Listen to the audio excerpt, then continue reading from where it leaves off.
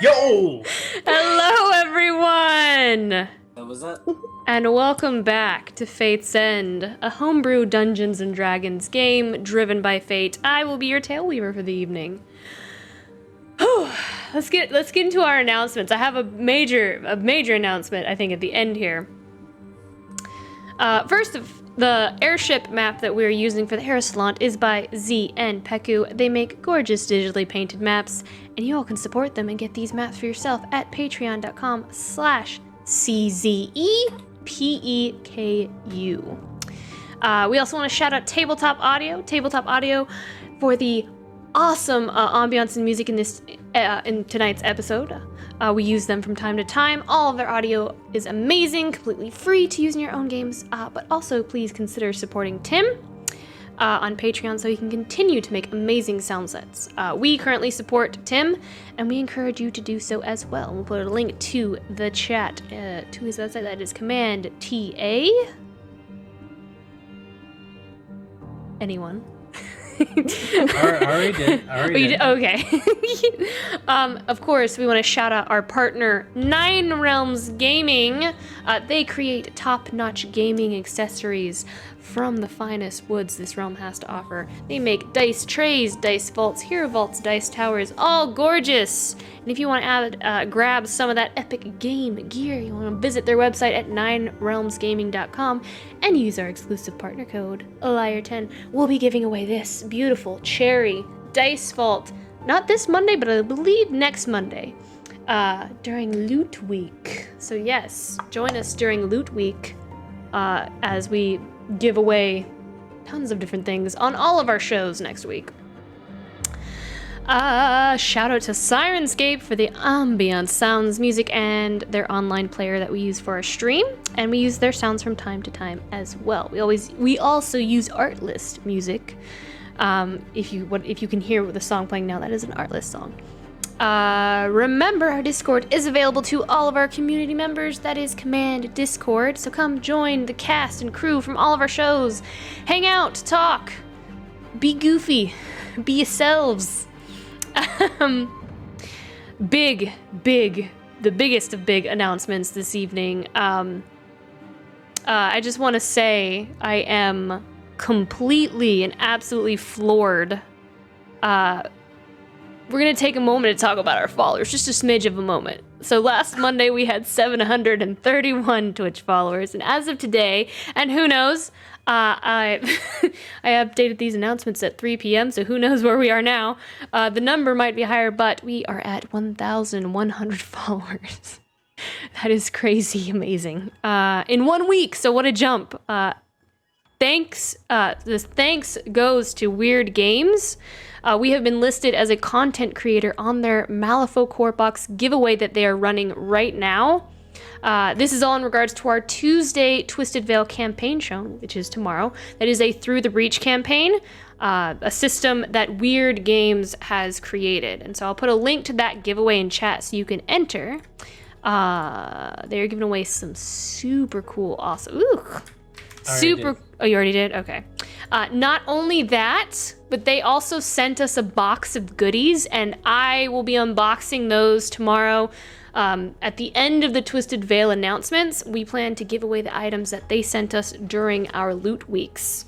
Again, which is the first week of every month, where we give away awesome goodies on all of our shows. We cannot express how thankful we are for all the love that Weird has sent our way. We are so blown away. If you're interested in checking them out, you can use the command Weird in chat. You can check out their tabletop RPG system, their miniatures, their fate decks, and more. Just thank you so much, Weird Games. Just cry out into the ether so that you can hear me. Thank you so much for creating the world of Malifaux, the setting for our Twisted Veil campaign. That is Tuesdays at 8 p.m. Central Standard Time. You can also follow us on social media. You can use Command Socials. You can also use Command Fatecast to follow the entire cast of Fate's End. Don't forget to contribute those scrolls to our community challenge so that we can bring Snonk to life, a tarot card from our Fate's End show, into the world, and we are almost there. So don't forget about those channel points. Tonight, Ludin is going to be recapping the last episode for us. And with that being said, The time has come. We have a big decision to make. Let's draw our cards for tonight's episode. A Fate's End. Oh. Hey. Sorry, I just needed to get away for a sec. You know, before the party has the conversation or whatever. Yeah, so I guess you're here to figure out what happened last time on Fate's End.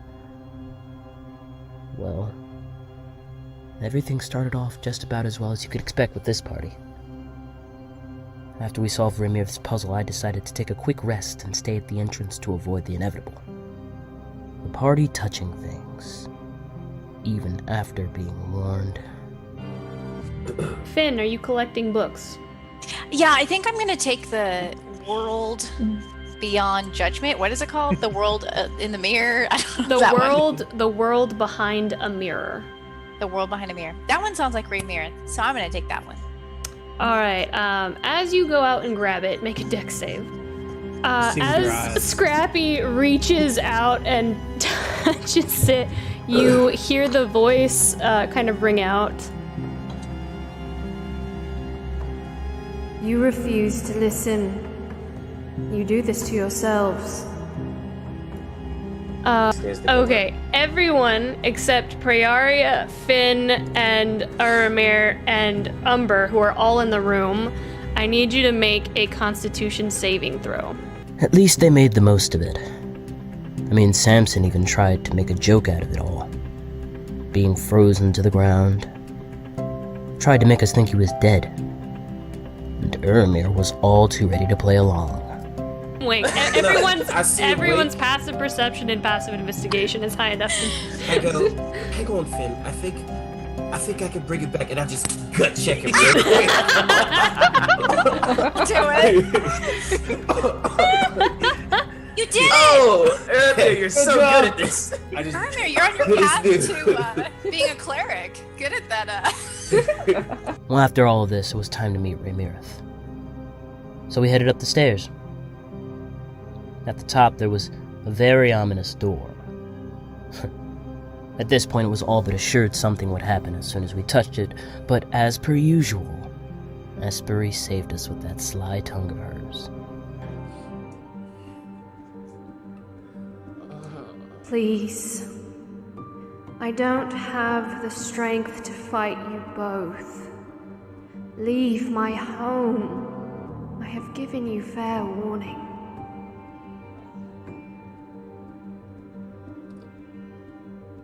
Both? Yeah. She's fighting she's fighting it. The 7. Yeah, it's probably in her. So? Ramirez, we want to help you fight it. Does this change anything for you? Okay. Make a persuasion check. Come on, baby. I mean, if anyone's gonna make one, it's Espery's. It needs to be. 27. Jeez. Well, she is the most powerful member of the party after all, even if she refuses to admit it. Then we saw her. Ramirez. And we saw it. Sitting on a plush armchair near a fireplace, long gone cold, you see a woman. Her eyes are closed. Her breathing is slowed, but persevering. Her hair is long and flowing and black as obsidian. It contrasts against her pale, milky skin like black ink on parchment. She wears a long flowing black lace dress that flares out at her knees. Her sleeves are long, but the lace is thin so that her skin is easily visible. Her head rests back against the chair as if she had fallen asleep, ears long and pointed upward, dark circles under her eyes moving rapidly behind her lids. The neckline of her dress dips down in a U. Uramir and Samson, you see this woman, and you can see similarities of the woman depicted in the murals down on the first floor. Though her clothes are quite different. as in the mural, they were very confining. The mural depicted a woman clothed in dark clothes up to her chin, down to her wrists. She was hidden, yet now you see what she meant to hide. Dark black veins radiating from her chest, up her arms to her fingertips. You see the veins moving up around her cheeks and forehead close to her eyes. These veins, like roots, seep out of her skin into the floor. They wind like snakes out and up to the stained glass images and seem to pass right through them. After a quick look at things, we also saw a little mink lying in Raymir's lap. It was protecting her. And it didn't take kindly to the strangers that were entering its master's home. Praeria tried to assure it that we weren't here to harm Ray, but that didn't turn out too well. So I decided to give a crack at it. I'm not the best at speaking, but at this point I figured why not? Besides, Samson was the only one of the party who could understand me anyway. That, from my understanding, there are 7. And one of them took my family from me.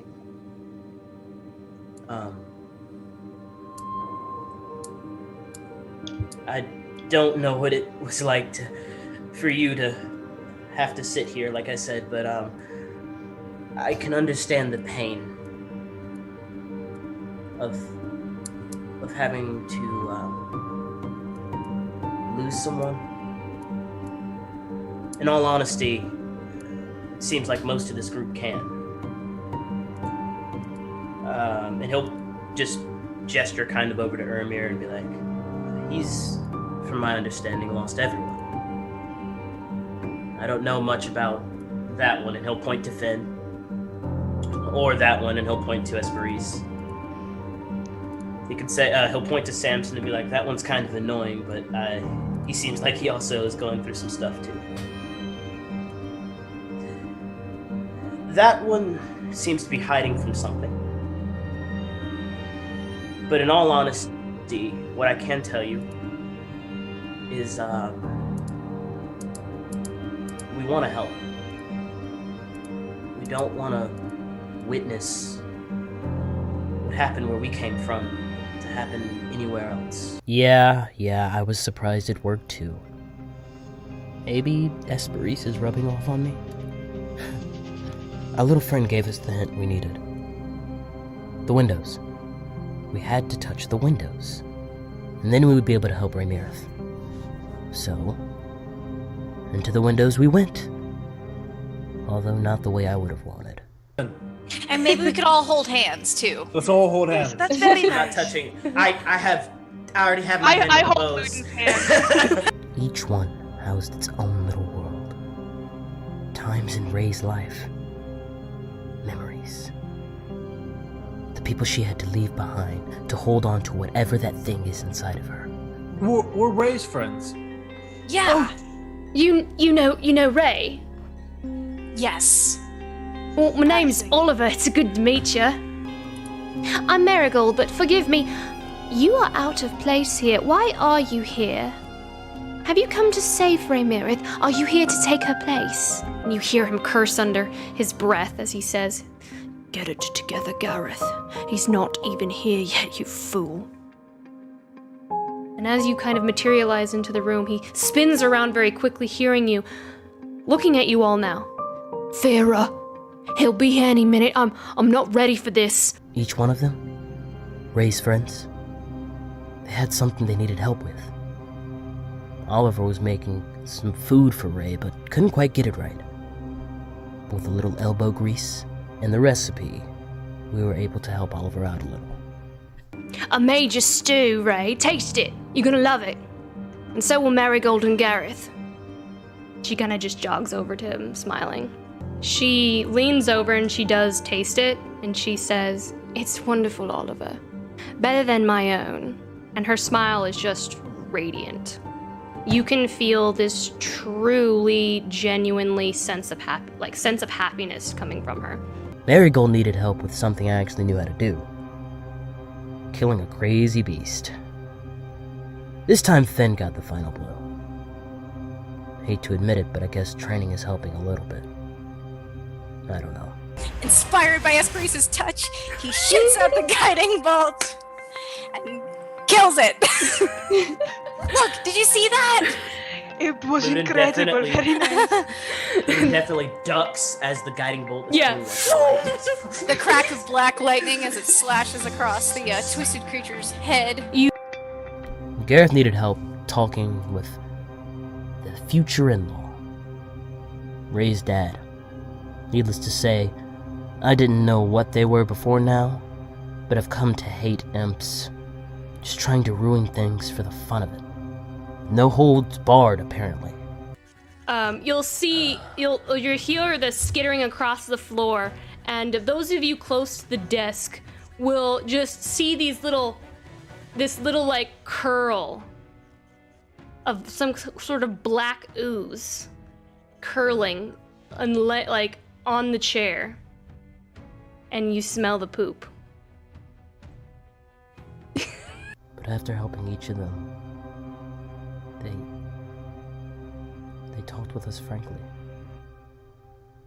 And they gave us the truth of who Raymerith is and the choices we have to free her. You know, I don't know how you found her, how you were able to find her and make it all the way here to this tower in the middle of the ocean, in the middle of a hurricane. And now you see her, sitting in that chair.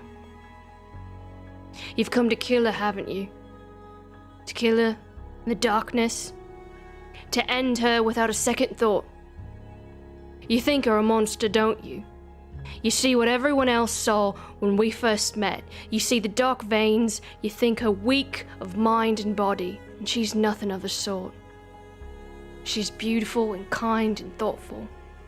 She's changed so many lives, always thinking of others before herself, and she deserves better. For so long, she deserves better than what she's gone through. She's had this with her whole life, and she could have a chance to be free of it. This is her only chance to be free of it. You helped us here. Surely your heart is true and noble to help her. She has helped so many. She doesn't deserve to die. She came back for me with Marigold when no one else would. When I was nothing but stone and a lost cause in the nest of a basilisk. If you cleanse the glass, the final glass, there will be a moment when you return to the 3rd floor. And if you are willing, if one of you is willing to take it, you need only make yourself open to it. Why can we not kill it? It lives, doesn't it? So it can die. You can. But if you kill it, you kill her as well. I see the eyes of some of you. There's an eagerness to snuff out a candle before its wax is gone. There's no need for that. You could leave. There's no need for death. There's no need for pain and suffering. If you cleanse the glass and wake Ray, when all is said and done, she could do as she was before. The darkness will recede back into the depths of her being, and that could be it. Don't kill her. Please. It's not the life I want for her. She doesn't deserve to die. The world can be cruel, rigid, cold and ugly. Because it thinks it has to be. And I hope that you really are here to help. Because that is what we are told, that the world has to be a certain way. We have to be a certain way. Because that is the way we think it must be. And his final words echo out to you all. Don't obey the world.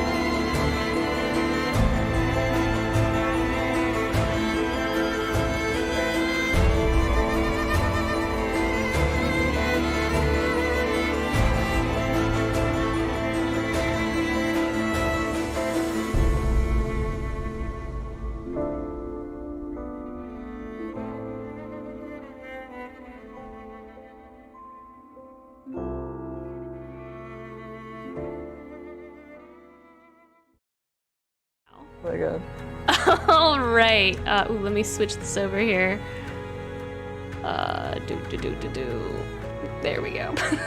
Let me switch us over here. All right. Let's jump in. We jump back in. You all stand in the last stained glass window. The scene around you fading into the darkness. The light of the stained glass shining inward, casting a spotlight on you all in various colors.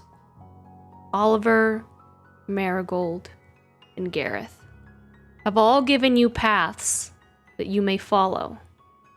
Kill Ray and kill the creature. Leave and let Ray live with the creature. Or free Raymirith from this creature and become the new host.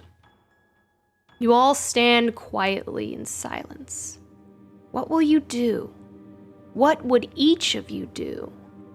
How could each of you, so diverse in mind and spirit, possibly come to some kind of agreement? You all take a moment as a decision begins to weigh heavily on you all. However, one thing is for certain. One thing you all can agree upon. You can't stay here forever. And the window beckons for your return. The moment is yours now to discuss the decision at hand between the party.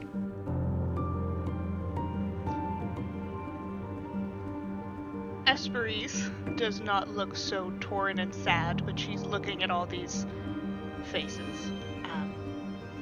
She's gonna take a breath. If you would like, I can have the conversation with her and tell her what needs to be done. This is something, it was one of my duties at the temple. But if we need to take a moment, I completely understand. We're not killing her.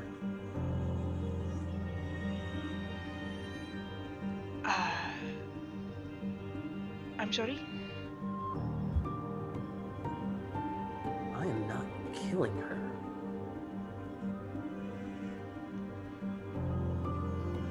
I'm so sorry then. I think I misunderstand. what are we doing then? Well, we've got options, right? Maybe we should really think about what we decide to choose. Yeah, I think that we definitely have to at least talk about it. I mean, look at her, and I want to look at Ray. What is? Because we're back in the room now, right? Okay, we're not yet. So, I mean, we should at least take some time to talk about it. You know, what's best for her? What's best for the world? What's best for us? I don't think we can say we're just gonna kill her just yet. Though it might be the best choice.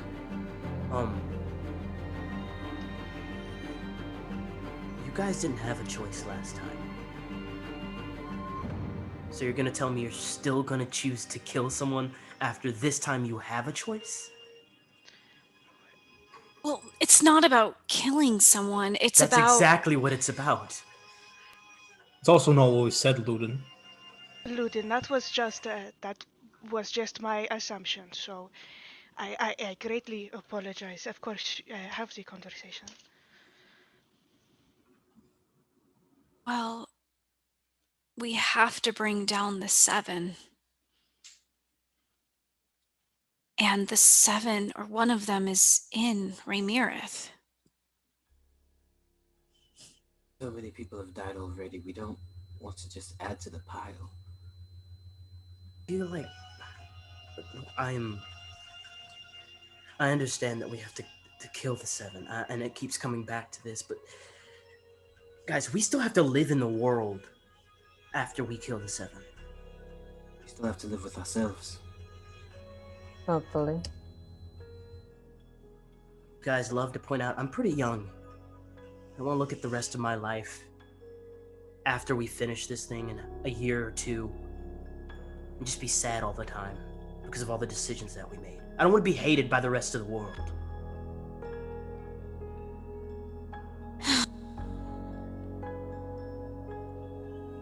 Well,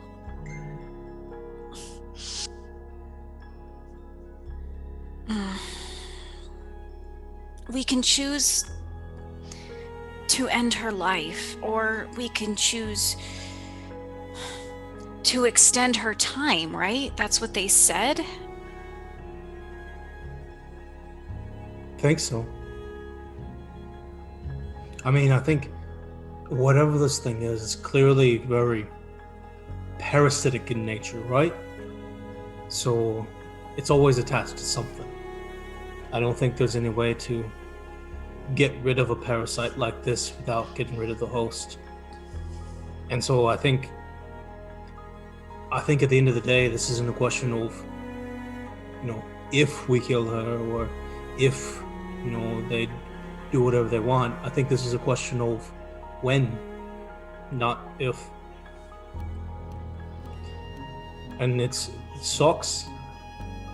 It's really terrible, right? It's bad things happen to good people all the time.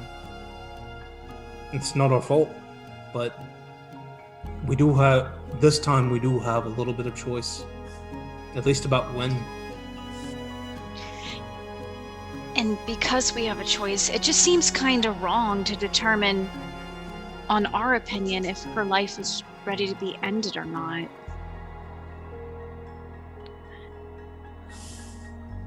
Maybe she has things to do still. At least she still has people who care for her. I do feel wrong having this talk without her.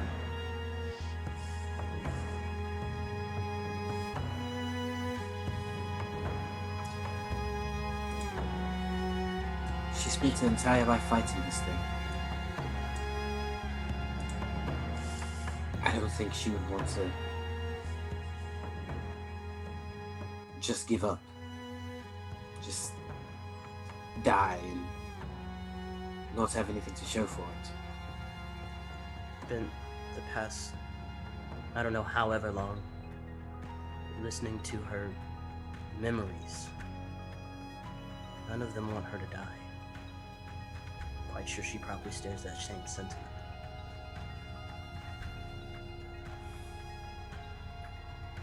Ludin is right.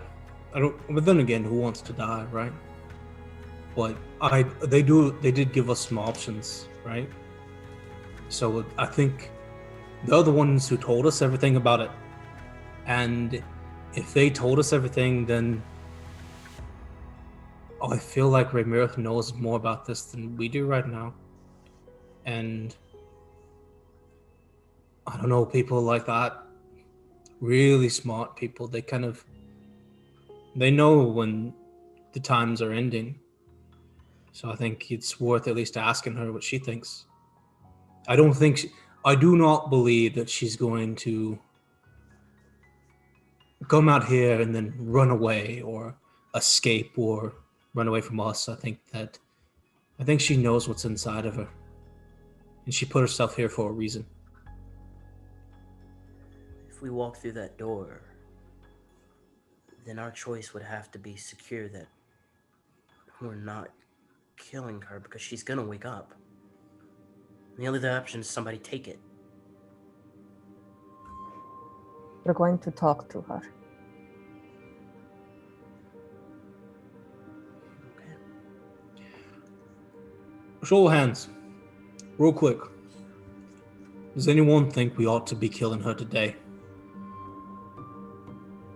Ramir will glance over at Esperise. Esperise is not raising her hand, but she does.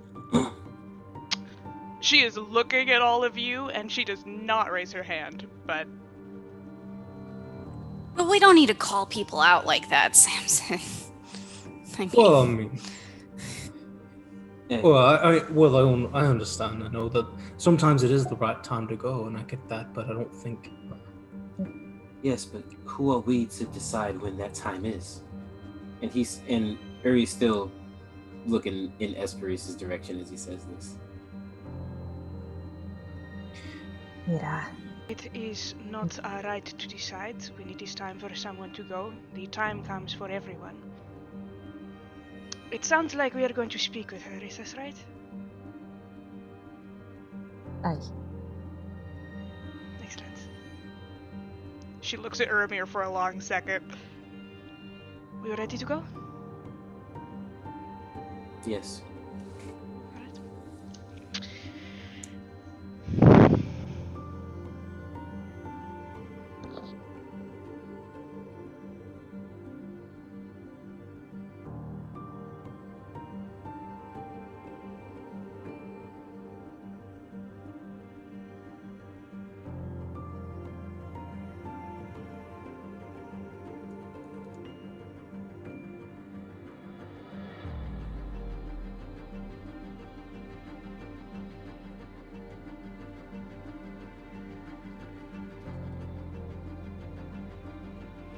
Hey, you're muted, Lauren. Reset. Why didn't anybody? Because I'm muting there. No wonder. I tried your trick out, Daniel, and I forgot I was muted. Hey, this is my fault. You touch the stained glass window, all of you, and you see your form begin to dissolve back into sand. The window fractures, and the sand fills the cracks. And you reform on the other side, still holding the window. And you're back in the room. You see the vein-like roots retract from that stained glass window back up into Ramirez's skin. And Ramirez lays asleep. Her breathing seems less labored now. She takes a deeper breath as her head moves to the other side, shifting in place. And the mink flinches as if the movement took it by surprise, its tail moving and whipping around excitedly. It stretches out atop her chest, sniffing at her nose. You see the veins around her face very slowly begin to recede. Back to her chest, into dormancy once more.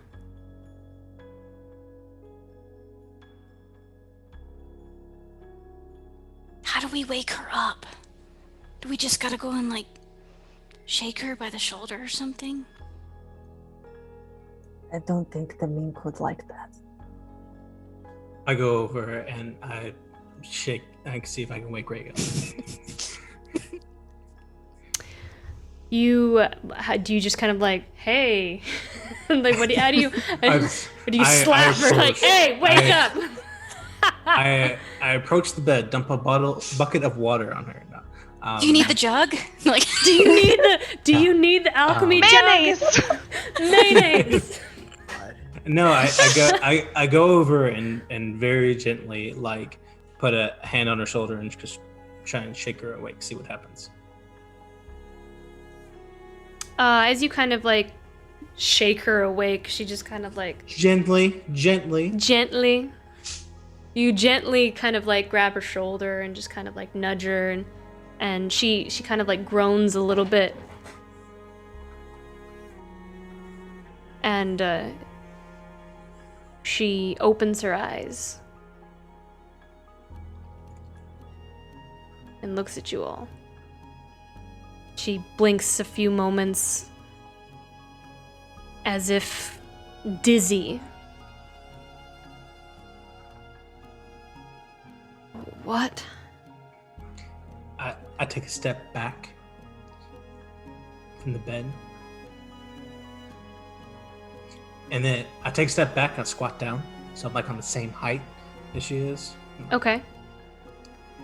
Hey, Ray, Sure. do you remember us? Yes, I do. She kind of looks down at the windows and at her hands and back at you all. Thank you. I didn't realize you all would still be here. I suppose it was getting difficult to discern dream from reality. Being in the glass for so long. She just kind of like places a hand on her temple, and the mink is just going crazy, and she just kind of smiles and like holds it. It just gives her like these little eye kisses.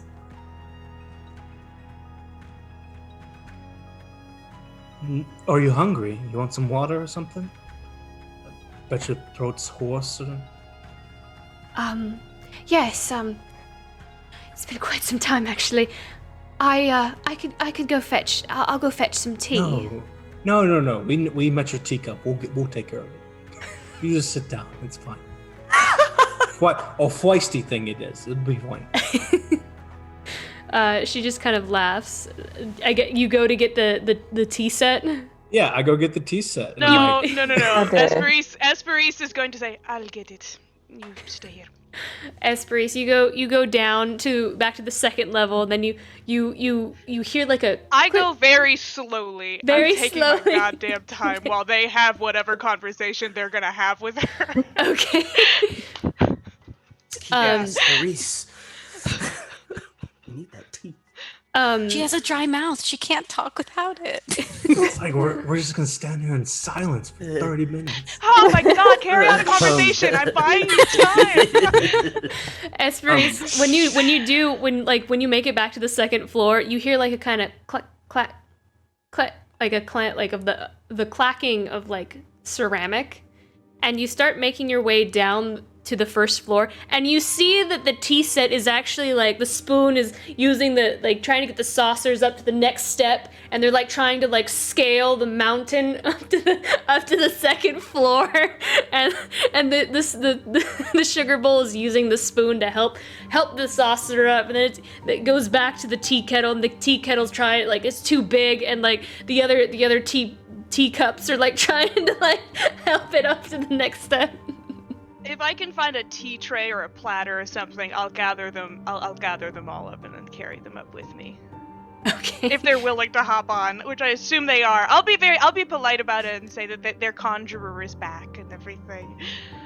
Oh, they can sense it. They can sense it. That's why they're trying to Little scale up to the friend. second floor. Yeah. They're very sweet. I still move very slowly so that everyone else is. While you do that, the rest of the group. Erm will speak up. He'll look over at Raymond and say, "How do you feel?" Weak, tired.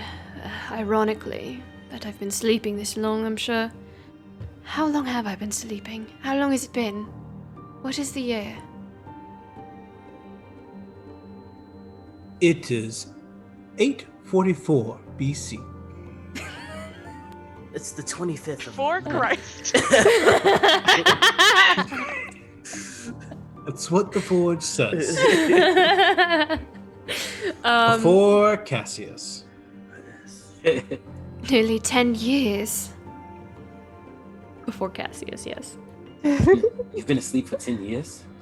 Nearly 10 years. I look at Finn. What?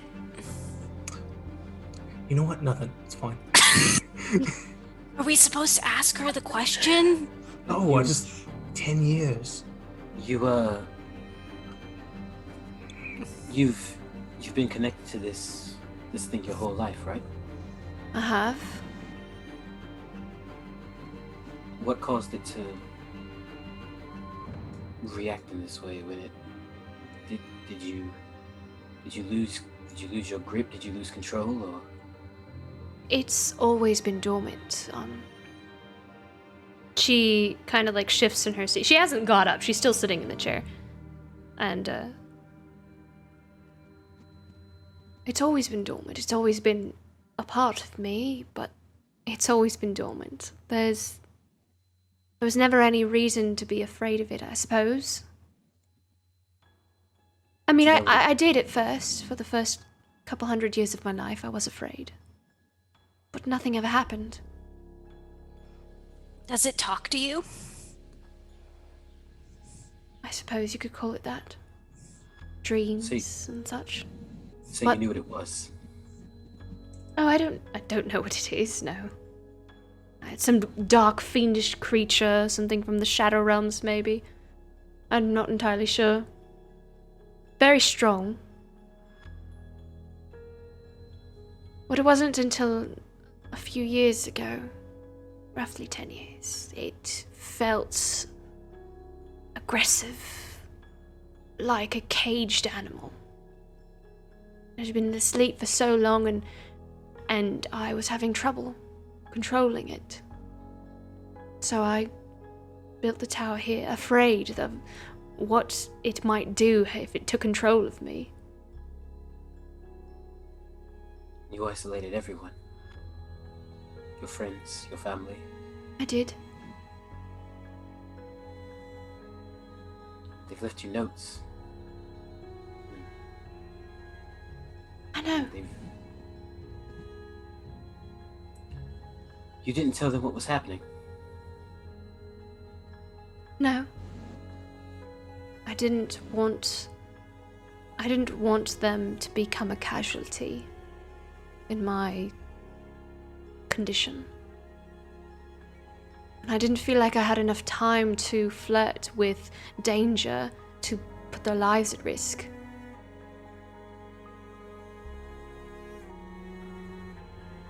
It's very noble of you. Yes. How do you feel now? Can you still feel it in you? It feels like it's gone, or it is going back to sleep. It slowly. How does she look? Like physically? She looks as pale as a corpse. And you can still see, like, the black veins in her chest. Her eyes are vibrant, glowing orange without any iris.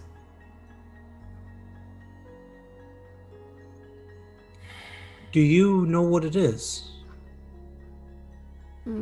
I assume it's some sort of shadow creature of some sort. I'm not entirely sure what it is, but it seems like some sort of shadow creature from the Shadowfell realm, or again, some sort of fiend. I'm not entirely sure.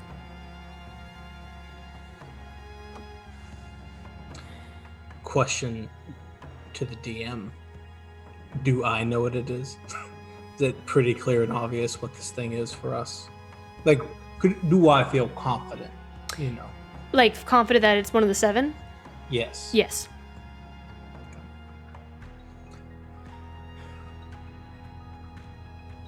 Do you miss going outside? I mean, I have my balcony, yeah, but I do miss... There are some people I miss very dearly. Are they still alive? Yes.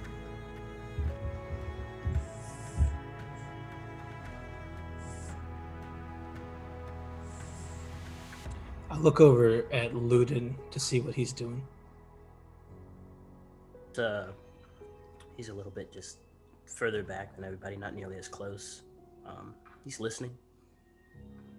Doesn't really know his face doesn't seem like he knows what to say. Then I look at Praeria. She looks back. I bow, obviously. Oh my god. Okay, she looks away. She's done with this mental No. conversation. No. I don't actually.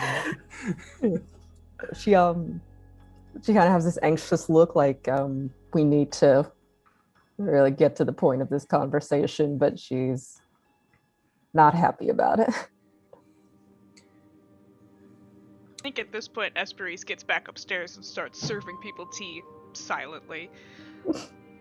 I'm sure more the than tea one set way. is very excited. The tea set is so excited. It just kind of like straightens the top of the lid like a hat, and just kind of like puffs its chest out, puts the spoon on its back, and just tip over to Ray. Ray just kind of she laughs and smiles, and it bows in front of her and kind of like taps its chest with the spoon, and the teacup just kind of trips a little bit, and the spoon just kind of like stand up straight, starts making like waving arm gestures, like, how could you, she has been asleep for this long, and straighten up, and like the teacup just, and I know Esperise doesn't necessarily have to serve the tea, but she's gonna charade it a little bit to try to be close to Ramirez. I just want to look at her. Is there any way I can tell how old she is? no. Like how old she got to be? An elf? No. Or Count not. the She's rings not. on her ears? She's not an elf. But like in the same way that you look at an elf and you're like, wonder how old that elf is. The same. Well, It's the same. Esperise is gonna stare at her and try to figure it out, and then she's going to go back to serving tea. Wait, is Ramirez not an elf? No. Ramirez is the same thing that Esperise is. Yeah, I pointed that out. Okay. Yeah. Do they look like they have the same ears and? Wow. Cool. They touched ears are much longer, almost like World of Warcraft elf ears, very long. Yeah. So Ludin is just gonna speak up at this moment and just be like, Ramirez, I was the rude voice that you were speaking to downstairs. Yes, I saw you were going through my things. Yes, and in that vein, I don't really want to dance around the issue. We just came from your last memory, obviously, and we came to talk to you because we don't know what to do. Your memories gave us 3 options, and we wanted to hear from you what you wanted.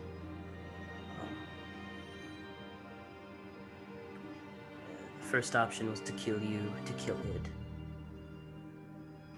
The second was to take it ourselves, and the third was to just leave you the way you are. I understand that this is a little difficult to answer right now, but your memories also stress the importance of brevity, and I don't want to take that caution lightly. Yeah, so exact. Ludin's absolutely right. I reach over and I grab her hand, being very nice, bedside manner. We know something about the veins. We have, it has come to our attention, and we have been commissioned by some of those. You might know Revenue Thorn or some of the people from Lacambria. I From haven't before. spoken to Revenue in so long. You Yeah, know her. We do. She's the one who sent us. Oh, And how is she? well, she's not doing so well. She died, unfortunately. Her face just kind of falls. Oh. How? She... Certainly from not old age.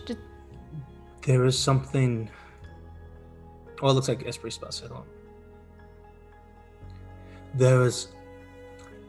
Something has happened.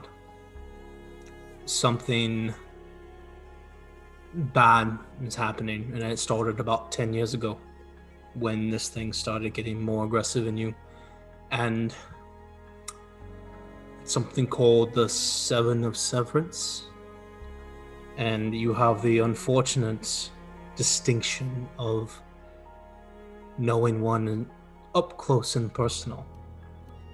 And I just take a finger and I kind of drag it along the veins in her arm. These things are dangerous, and they bring about something that's called the fifth season. It's it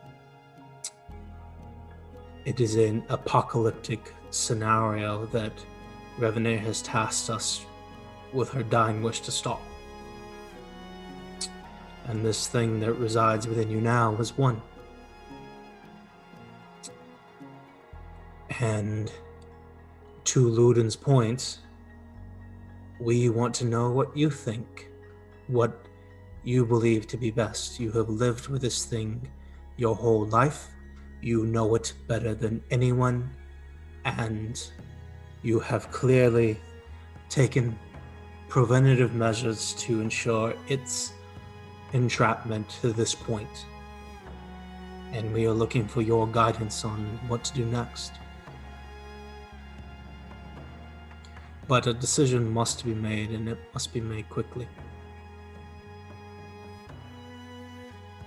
I see. Please be as honest as you can. I mean, No, this is your life after all, so.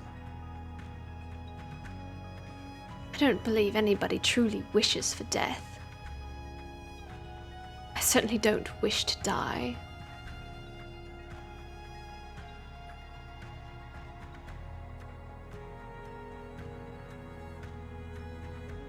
Uramira, he's just kind of staring at Ray Merith, this like walking corpse of a woman with, this fire in her eyes, and he's deep in thought. He thinks back to the Undercity, back to his home, and then he thinks about his mom, and he remembers how she looked at the end of her life. Frail, fragile, but still with that fire in her eyes, like full of life that she unfortunately didn't get to live. And he remembers how he felt in that moment. He remembers how he would have done anything to take that pain from her and to give her that chance that no one else would. And he'll take a few steps forward to Ray Merith, and he'll say, "No one else has to die today.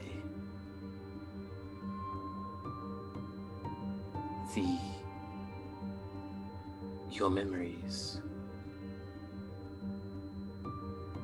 they said that one of us could take it from you." And he will slowly reach out and grab her hand. with both of his and put her hand in his, and he'll say, "You have dealt with this your entire life, and you've sacrificed time with your friends, your family, your loved ones.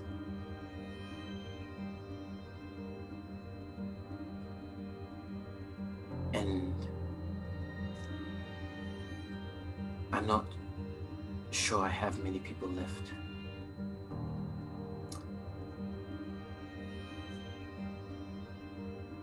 I'll take on this burden for you."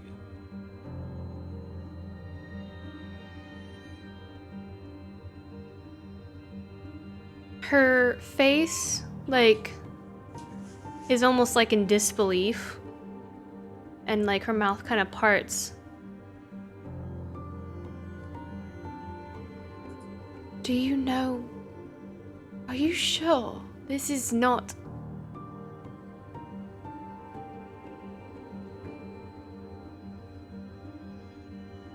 You don't even know me.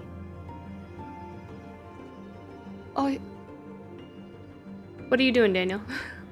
Nothing. I'm looking at Uri, all weird. Okay. How? She's kind of at a loss for words. Like, she was not expecting that at all. I don't have to know you. I've seen so many innocent people die. He'll just close his eyes and think back to when him and the party came up from the mother's lair and just saw all the bodies littering the streets of the Undercity, and he'll say, "You were born with this, and you fought to do the right thing, but you're innocent." He'll say, "I'm not sure I am. And if I can atone for at least some of the things that I've done, if I can save at least one person from the fates of others, then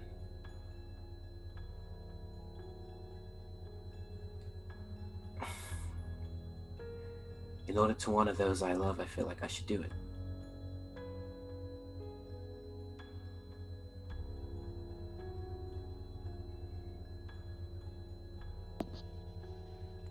But Ermi, you'll have one of the 7 inside of you.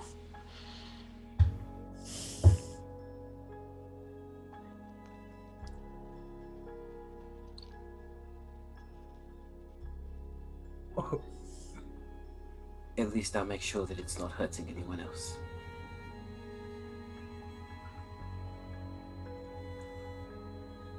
But what if it hurts you? Uri. And Samson just shakes his head. No, but Ermir, you feel kind of like on the back of your head down at the nape of your neck. I don't think you've ever been magic missiled by Esperis before, but you have heard people talk about it. This isn't enough to do you damage, but it's the same feeling of... It's the same synesthetic feeling of somebody is very disappointed in you, and it's a very physical burning feeling on the back of your neck. It is almost arcane.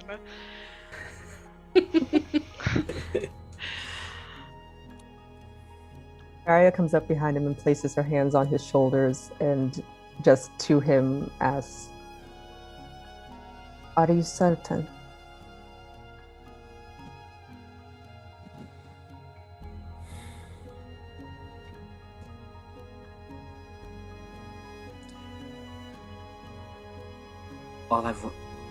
All I've ever tried to do is help people, like my mother and father did, and I know I'll be helping her.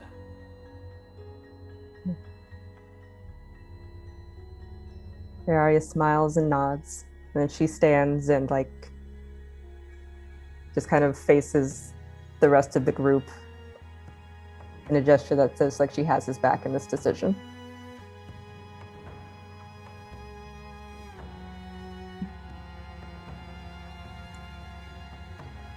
Esperise will smile and bow her head. Whatever decision you're going to make, you are going to make. And we'll just walk over to Ermir, take out the last little 9 good berries, and be like, that's all I got. Maybe it can help. He'll go back to his spot, put his hood back up, just watch.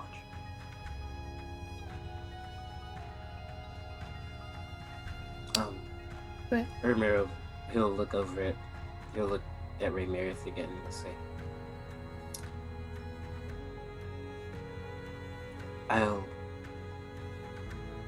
I'll set you free from this.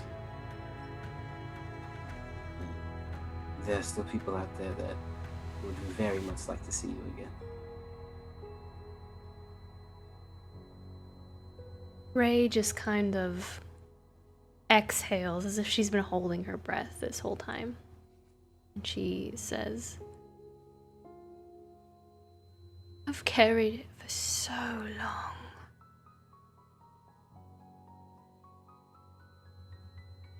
I was a stillborn and somehow I'm still here. As if I was raised for the slaughter. Somehow I felt like I knew that one day that I would be the monster that everyone saw in me. And I never was. I never let it get that far. I never got to the point where that was who I was. I was always me. I've been tired. Hundreds of years.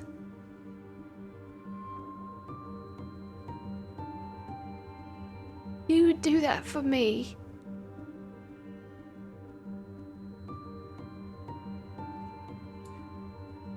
I'll do it for you and the rest of the world.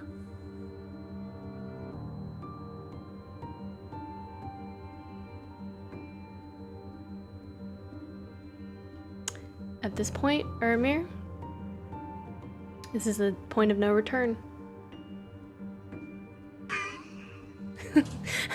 Don't you laugh, Christian. I gotta say it like that. Yeah. Well, I just mean like It's over after this. No.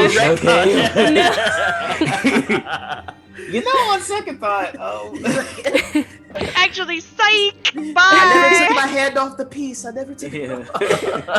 Sorry, I feel like I ruined that moment now. No. Oh. Ermir, his mind is made up.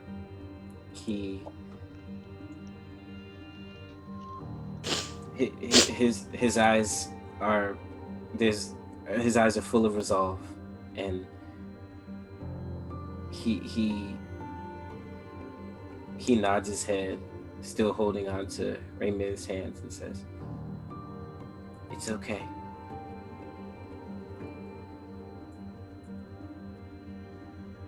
Ermir, what does this look like? You opening yourself up and allowing this 7, one of the 7, to become a part of your being.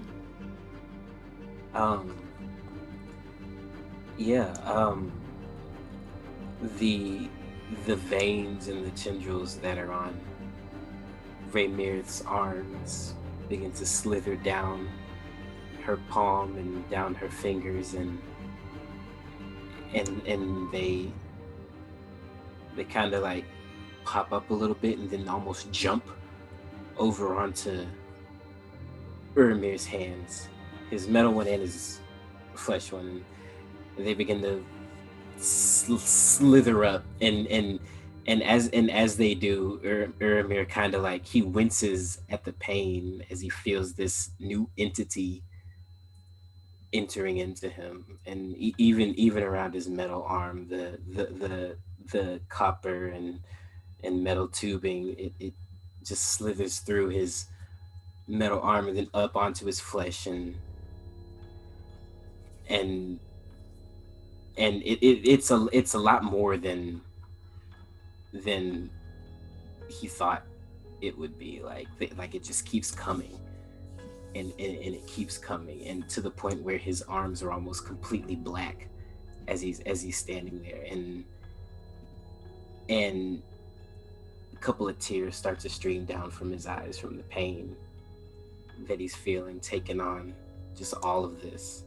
And as the tendrils kind of like they slide up underneath his clothes and up on his chest, and you see them come up through his neck and just like through his like underneath his skin, and you like the jugular vein, you just feel it, you see it pulsating as this it's almost like an irregular heartbeat as it's pulsating up through him, and it comes up, and his eyes are usually all black, they don't have any pupils, and the veins as they wrap around his face, they like go into his eyes, into the black pools of his eyes, and just seep down into him, and he just stands there, and he kind of retches a little bit, and he coughs up a little blood as the seven enters into him, and this goes on for a couple of seconds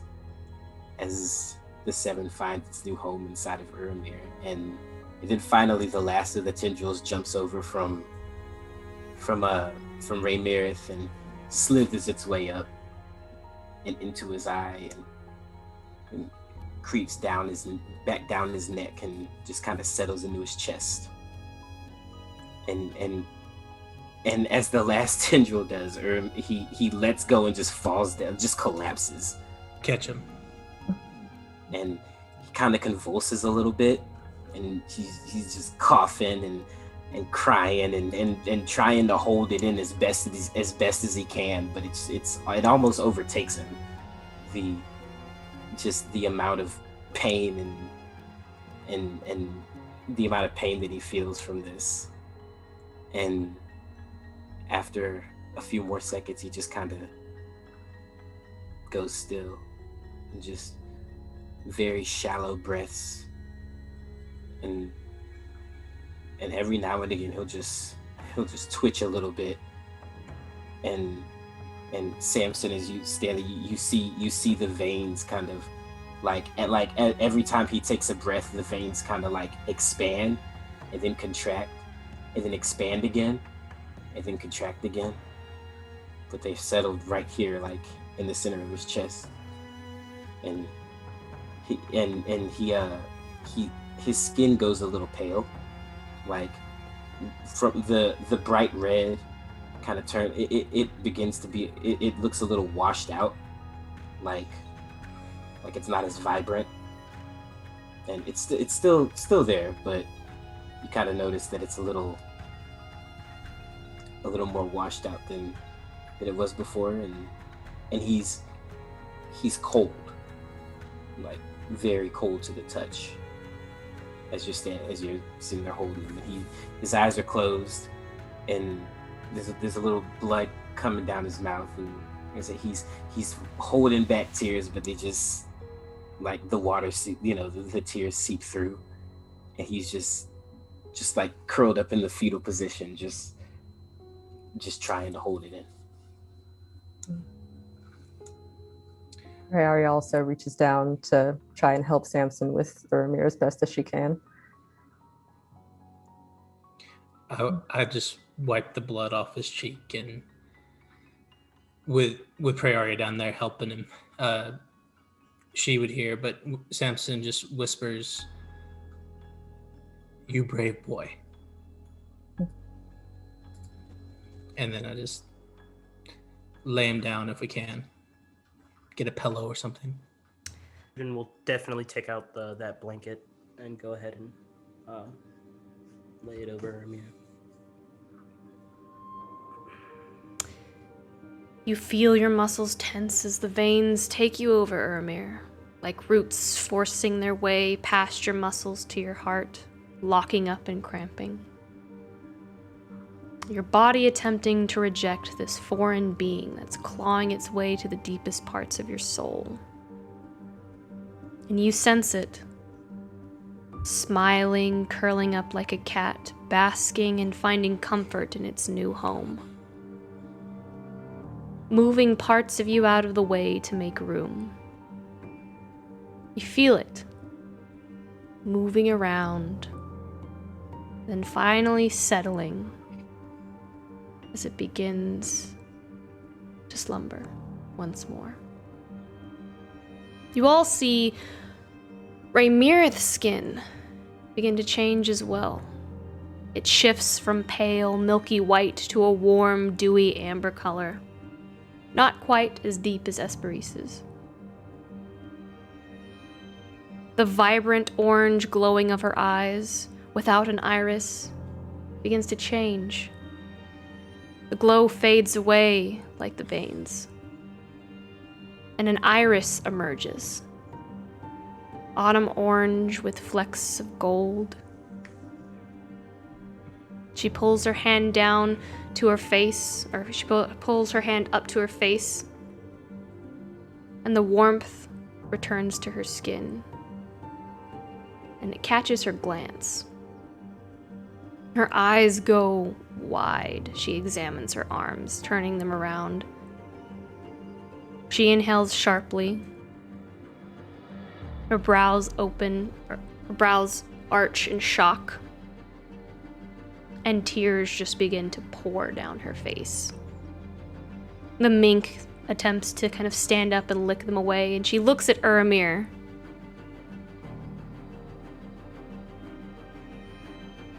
And just falls to her knees and lays next to him, embracing him, crying into his chest with such a ferocity. And she just whispers, "Thank you," over and over again into his chest, in common, in Sylvan, in Draconic, in Primordial. She has such a firm grasp on you, Ermir, and won't let go, nor does her grip loosen. She hangs on to you as if you aren't even real. As if this might be a dream she's had over and over again throughout her entire life, and if she lets you go, she'll wake up.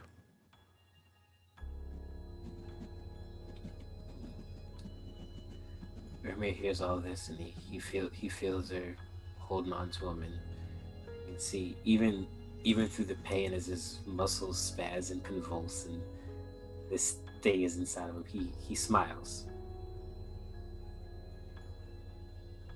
He smiles, secure in the knowledge that he did what was right.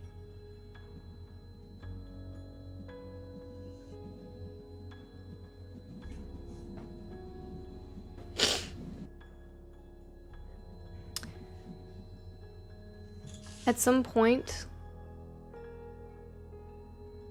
Ray will help you up, lay you down onto like the long couch, or help you if that's where Ermir wishes to be. Mm-hmm.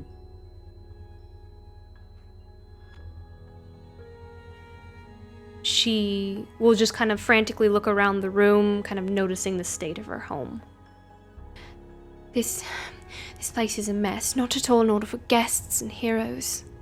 Let me make you all comfortable. I'll have some food prepared and some more tea, and she just kind of waves her hand over the shattered glass, and it begins to reform onto the side of the tower once open to the sea air, but now sealed. The glass... If I could, Go ahead. I am no chef, but I could help clean. Yes, anything you all need. I'll make sure that you all are comfortable, and... I need to go inform our captain. And Logan's just gonna go ahead and start walking towards the boat. she will go and like she will give you to give to Uramir like 2 superior healing potions. Yeah, he'll pass. I'll come too. I think I should also come and inform Cassius. He'll follow after Ludin.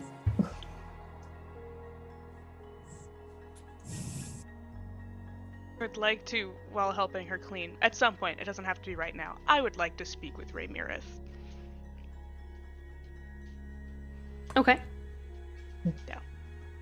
Is now the best time. Yeah, we can do that talk to now. her. Do you want to? Is this a private conversation, just one-on-one? Yeah, just while I'm helping her prestidigitate the tower or whatever she's doing to clean up. I definitely don't want to be in the same room as other people when I speak to her.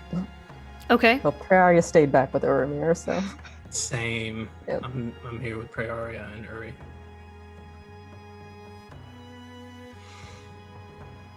Your home is very beautiful. We were admiring it quite a bit when we came in. Thank you. I mean, it's very polite of you to say in the state that it's in. Oh, of course, you've been under quite a lot recently. No judgment whatsoever. It must be a great relief.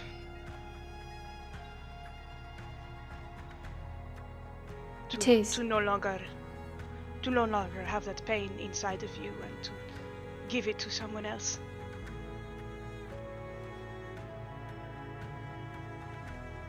Yes. You feel good, yes? I feel I've never felt this way in my entire life.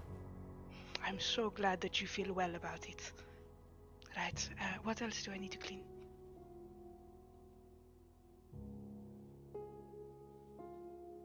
You're mistaken if you don't think that I don't feel. Oh, I'm so... I do not mean to imply anything. I am so sorry. I am so glad that you are... that he has done such a thing. Really.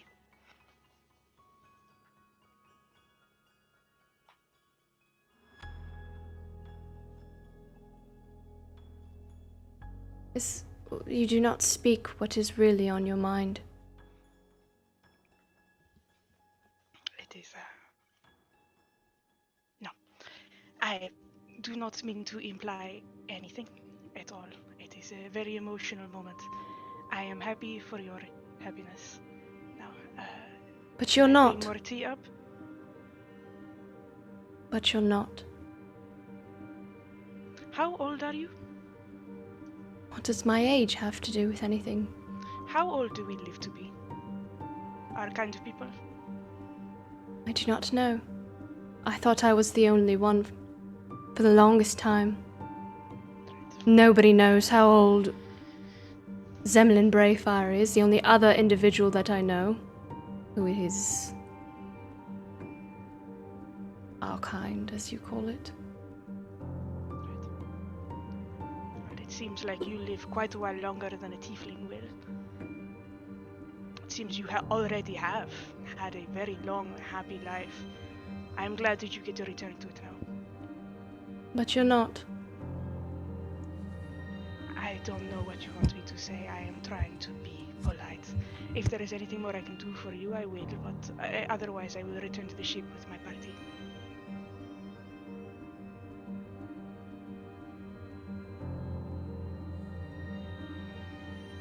I think you're not angry at me. I think you're angry at something else entirely.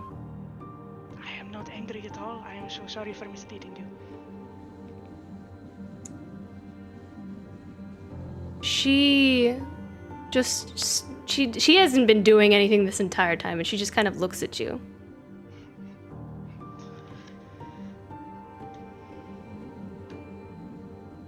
I'm sorry. You've done nothing at all to me. You clearly feel something, and I don't blame you. I don't blame you.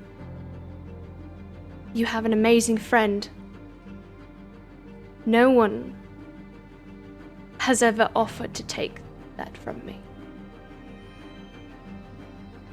If if there is anything that you can do for him to help him survive this as best he can, I do hope you will find it within yourself to do it. I already am. Wonderful. Then there is nothing else I require of you. Thank you very much, Ramirez. She doesn't say anything else and just continues on. I'm gonna keep cleaning.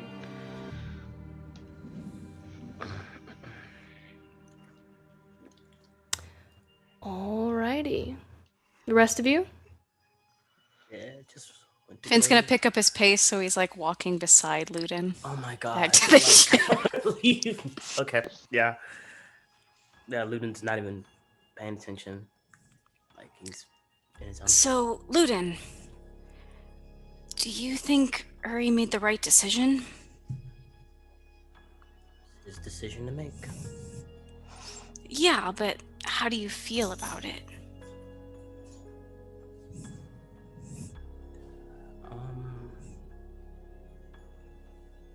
I feel like we had a choice this time. And Aramir chose what he felt was best. I think any decision that didn't involve killing someone else or making that decision for them is the right choice for me.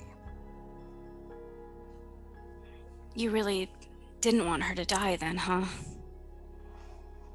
Finn, I don't want anyone to die because of these 7. I mean, come on, man.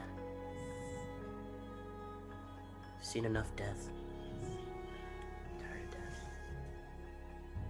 I don't want anyone to die either. Alright then. Now, Aramir can live for as long as he needs to. I mean, we got his back. You've got a really big heart, Luden. I don't know why you try and hide it all the time. You know, I've quite literally never lied to any of you guys about what I said, so I don't think I'm hiding anything. I mean, there's a difference between lying and being nice. And you don't do either, but I think that you are really nice deep inside. Thank you, Finn. You're welcome. Okay, let's go. Alright, you guys make your way back to the ship. Yep. I do help her clean her tower. Like, I am prestidigitating, but then I will join people on the ship. Okay. Wait, are you guys carrying Urmir out of the tower? How is that? No, he's sleeping up there. I'm just going to go tell Addie, yo, Okay. come on in. Like, we're done. You return to the ship. You actually find out that Cassius did fight off some of the veins. They started taking over the whole ship like a kraken. Ow. Love to hear that story. Luckily, he was there. Yeah. Strangest thing, though, they just let up. Retreated back into the tower. Guessing you are all to thank for that. I think Cassius just flexed, and they were like, "We don't want to die today." So Yeah. So, Luden will go over to Addie. He'll be like, and he'll just say,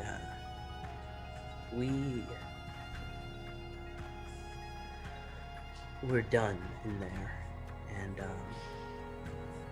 yeah, the veins are gone, but the party isn't the same anymore.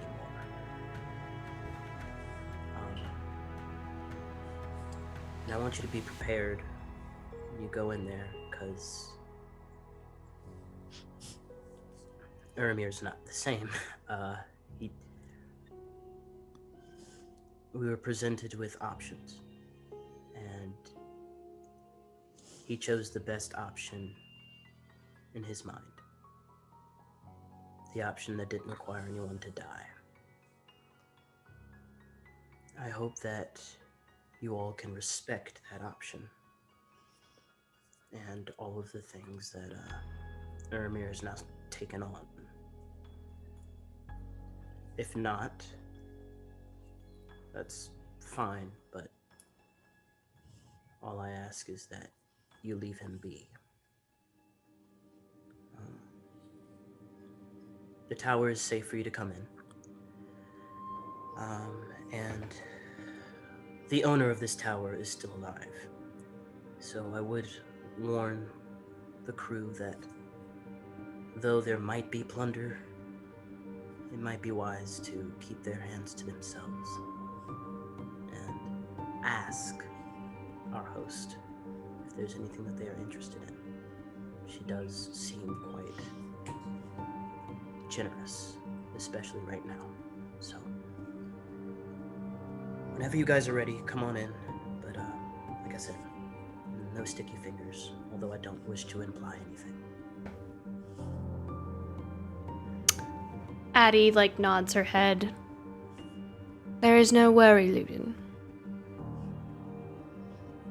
As Ludin is trying to be serious, Finn is recounting the whole story to Cassius behind them. He's just and then we had to teach Rhaemir's boyfriend how to cook, and then we helped, Yeah, he's just talking about it all. And Cassius listens to every word and reacts appropriately with each exciting piece that you kind of and then this happened.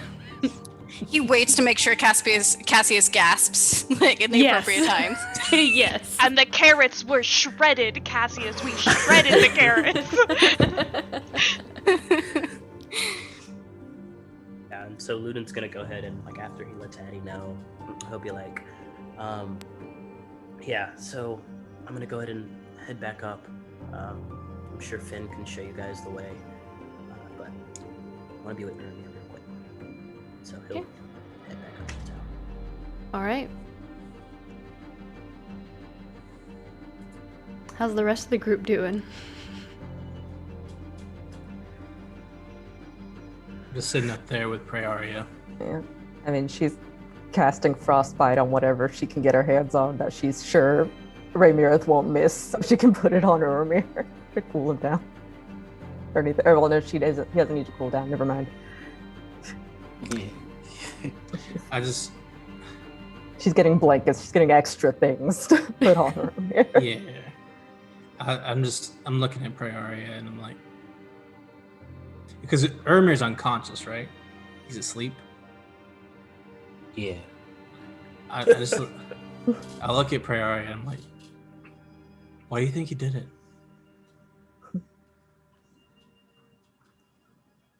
Why do you think? To him, he's just done the worst thing he could ever think of anyone having to do. And here, he had a chance to do the best thing anyone has ever done for her. He's a good person.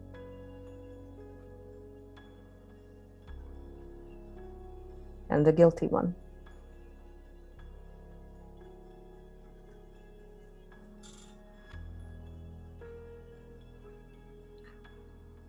This price is too high. You shouldn't overpay your debts. It's hard to feel that way when you are the one in debt.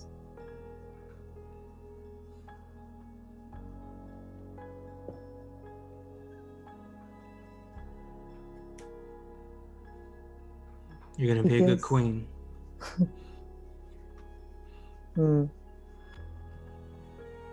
All I know is that my friend feels good. And he hasn't in so long.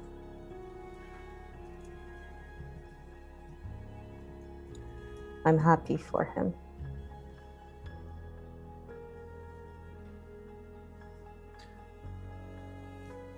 One of your friends feels good. And Samson just wipes away a tear and sits back and watches Uri. Prad finishes like organizing blankets around Ramir and then just sits next to Samson. Just kind of bumps his elbow with hers.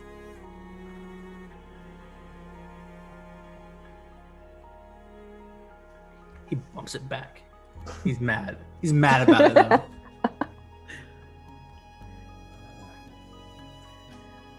They just sit quietly.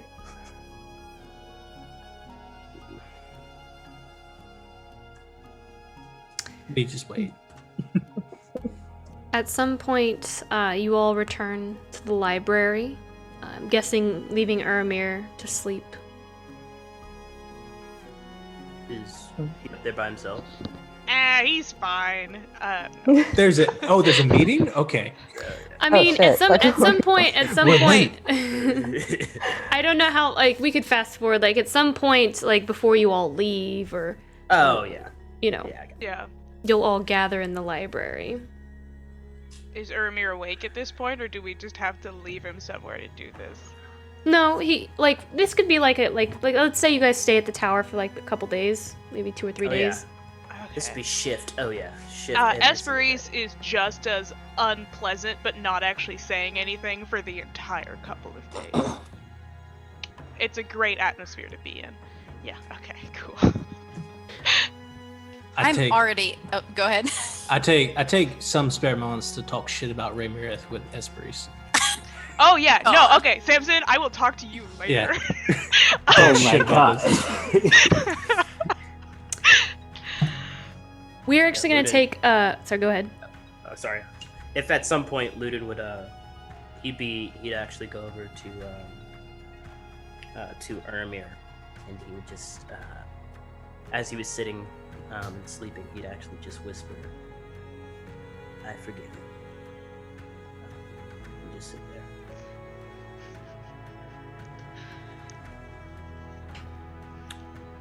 So that's all he would do.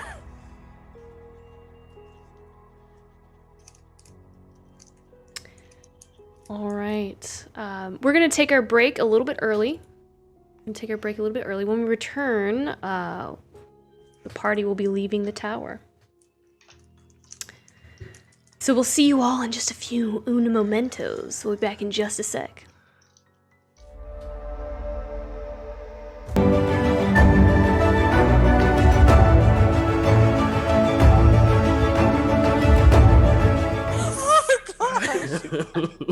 Oh man, y'all crazy people. It's been a few days. We've had time to reflect.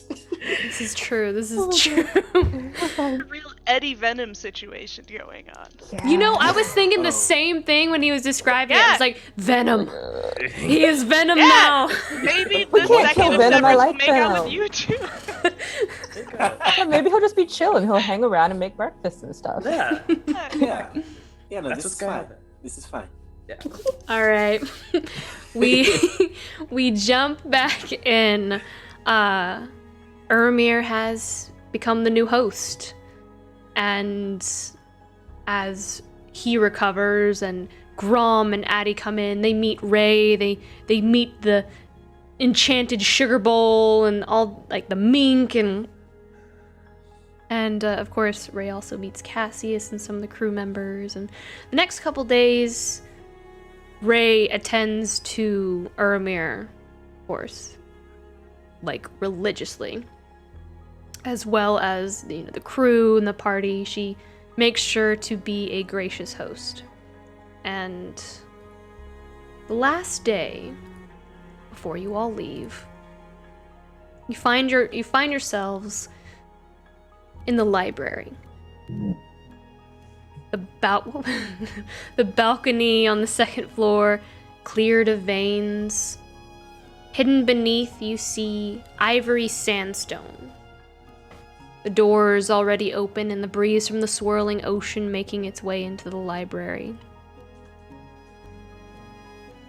Ray, as you're all kind of sitting down on the chairs and the lounges, Ray descends from the third floor with a bundle of items. her mink following in tow. She lays a tablecloth atop the coffee table near the armillary sphere. She lays it out, tea cakes begin to materialize. She places a cloche atop one empty side of the table, lifts it back up, and you all see grapes, apples, peaches, and fresh, glistening berries. She does so much more on the other end of the table, and fresh baked bread, steaming, cheeses spread out in a jar of honey. She lays out the other bundles down nearby the side table. She scurries off to the first floor, comes back with additional items piled in her arms, laying those down on the floor next to the table. As you kind of all are preparing to leave and get back on the ship. She says, I cannot thank you all enough. I am forever indebted to you most of all, Ermir. This life you have given me is a dream, and I cannot believe it is real. It is a future I never thought I would have. You have made a lifelong friend this day. At least I hope we can be friends. If I can be any help to you and all of you in any way. She kind of gestures over to her bundles. Please, let me thank you all properly. It is the very least I can do. Is there a way we can write to you? Of course. And she will go over to the bundles and she will retrieve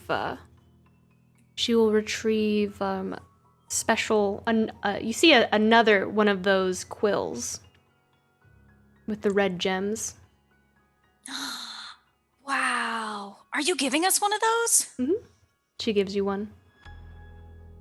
How does it work? So it would have been explained last session, but essentially you write on a piece of paper, and the message transfers to the other quill. There are two quills. Oh. When the gem is glowing, that means that there is a message. When the gem is flashing, that means someone is writing a message. And then when the gem is not on at all, dim, no messages. It's like instant messaging. It's like instant messaging, yes. Do we still have the original one? Like the one we found? Wait, the original message we found was signed R, right? Mm-hmm. She sent that message, didn't she? That wasn't from someone named R. That was from her. No. Okay. Okay. I can see why that would be confusing now. She I has was another like, one. We've been going, there's another guy named R when it was her the whole time. When I called It was her Oliver the whole R. She The was her one- own secret boyfriend the whole time. The one You gotta date yourself sometimes. The one she gives you is purple. But you What? still have... Go ahead. Yeah, that was my question. Like, does Finn still have the one that had the secret message in it? Oh. Finn does. Yeah. She you never want- opened it up, so she doesn't know it exists. If you want to keep it, you could, essentially. Maybe we should give her what we found. Right? Yeah. Okay. Take it out of my bag. Here, we found this, and you should probably have it, because it's not ours. And we didn't open it or read it or anything. Luden's Promise. just thinking in his mind, of course, you know, when someone else touches something, she doesn't see that. But when he goes and touches, Well, you know... well, knowing that that is a lie, Finn, you will have to make a deception check.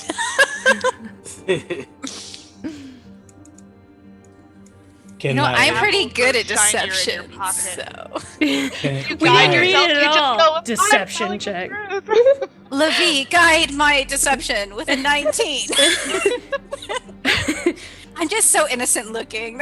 You are far too innocent for Raymira to suspect anything otherwise from you, Finn, as Ray just kind of takes the bundled I'm assuming you probably wrapped it back up and tied it back up just the way it was. When I was digging in my bag, I'm like, oh, this is open. I rolled it, yep, tied it. Here it is. Thank you. Yes, I appreciate that. And she'll just kind of take it from you. We definitely wanted to save it to make sure that you'd read it later.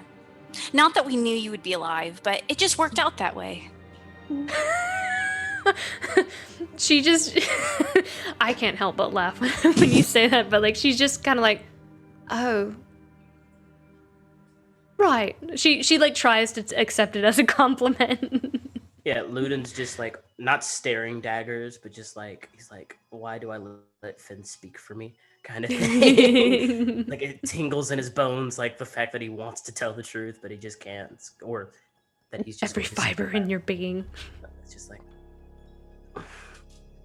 So, Ray actually starts digging through her bundles, and she pulls out a bag and hands the bag to Samson. It clinks with coins. Okay. I take it. Okay, you now have 500 platinum pieces. Christian's face. Christian's face. Goodness. Oh, we bougie now. Hell yeah, we are. She takes out another item, kind of holds it up, and will hand it off to Ludin, I guess. Yeah, 5,000. Since he's reaching his hands open towards the camera to accept the gift. You kind of hold it. It's very light. It's probably about yay big. It's a wand, all gold with kind of gems kind of popping off of it. Almost looks like an antenna, right? And Ray just kind of explains what it is to you. It is a wand of wonder. She gives you a wand of wonder. Okay. I don't know if that's best in your hands, but I will add it to your inventory so you can see what that entails, since you grabbed it. Does she say wand of wonder? Yeah, I put it in your inventory. Well, no. If she says wand of wonder, he's gonna immediately just like his face kind of almost drops, and he just immediately hands it to Finn, like. Wonder, all that stuff. He's like that. You gonna start learning magic, Ludin? He's gonna poke Ludin in the shoulder a little bit with the wand. We can train, Ludin. We can certainly learn that. He said, "I'll give it to Esperise if you don't stop." Well, I've already got it now. I'm already attuned. Leave me alone. I attuned to it when you weren't looking. When you were looking that way, I was attuning to it. So you can't give to anybody else now. It's mine. It looks like these little like vibrant colored marbles, very stained glass-esque in all the different colors like you've seen on the side of her tower. And they're just like these glass marbles and gems just kind of all throughout it. And again, it looks like an antenna. She hands that off. You see she kind of pulls up, and I guess she'll hand off to you next, Praeria. Marvelous pigments, as you kind of open them up and you see inside these beautifully colored pots of paint in various shades, and the color, like the green, you see like this hand carved like leaf kind of going up, and then you also see like the purple, this kind of like beautiful Persian carpet just kind of like rolled up. Like each topper to each of these bottles of ink are just very intricate and very detailed and just beautiful. And so you so you guys can give to whoever, but she'll hand that to you for now. She's enamored with all of the little bottles and shiny things. She's basically just digging through her bundles and stuff. Something to stab with or shoot with. These are marvelous pigments, right? Yes, I just put it in Praeria's inventory. Yeah. Ermir. She removes a ring from her own hand, and she holds it out Poses for you. Oh my god. She gets down on one knee. Uramir, would you make her the happiest? Push her over, Samson. Push her over. Yes, level 20 wizard on our side. Let's go. I cast. We all marry for I like how that's where Ludin's mind goes. Like, yes, marry her so she can fight with us. That's what marriages are for. marriages of convenience and political alliance in this party only. Exactly. She holds out the ring to you, Ermir. I reach my hand out and take it. You look down at the ring. It is silver, and you see small kind of violet gems surrounding the top and the bottom of it. Around the massive square gem in the center, you see these smaller gems. Now, the big, massive gem in the very center, the top of the ring, as you kind of look in it, it's square. You look into it, and like your eyes just kind of like almost fall into this ring. It looks like you're looking into a moving galaxy. It's like rotating stars and planets from within the ring. Mhm. She gives you a ring of shooting stars. And I've put that in your inventory as well. Thank you, man. That the magic missile ring? Wait. Let me take a look at this ring. I'll look at it later. Come on, give me something that I can kill something with. I think that ring can kill people. I feel like that ring can kill people. Yeah, but Ermir has the ring. How many pots does our marvelous pigment have? Praeria, go ahead and roll for that if you'd like. Oh, oops, I didn't mean to. That was an accident. A D4. A deep. Okay. Oh, just determine how many there are. Yep. Oh, okay. Come on. 3! Yeah. 3 pots. 3 pots.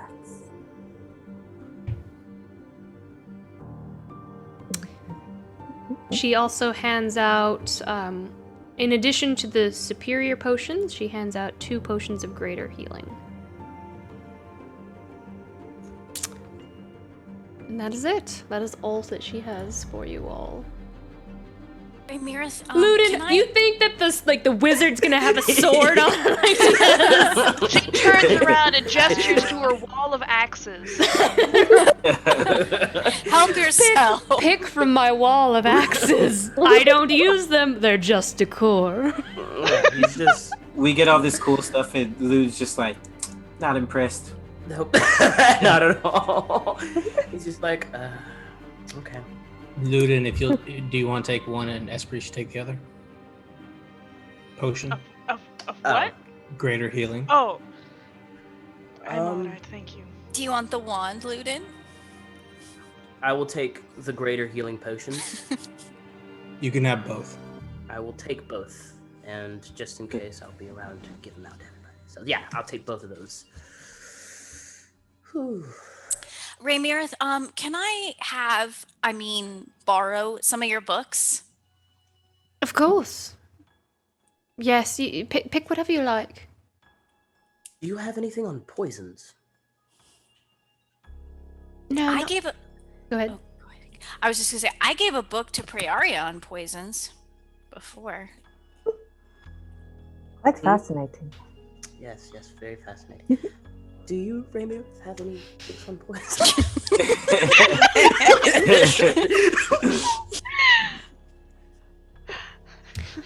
Unfortunately, no. Most of my collection is fiction. Thank you so much. Finn will go over to the bookcase and just grab 5. Just fill his whole arms. I guess you can have all of the I think I literally mentioned at least 5 books from the last session. So you can just have those 5 if you remember what they are. I'll have to look them up if you can't remember. Perfect. Something about a mirror. I know there was one about a mirror. That's the one that attacked me. Yes, I remember the that one that flew out and tried to hit you in the face, yeah. Is there anyone? Is it just us and Raymirith in here? Hmm. Okay, so there's not anybody from the boat, right? Mm. All right, then I'm just gonna tell Ludin just use Praeria's poisons. That's what I've been doing to Cobbly. His eyes will go wide, and he'll just walk over to Samson. And he'll just give him the biggest hug, just like the most sincere hug ever. And he'll just be like, thank you. Praeria is really very good at poisons. You should just ask her about them. You're welcome, though, by the way. Thank you. He'll let go, wipe a tear away, and then walk over to Praeria and be like, Sweet. What was that about?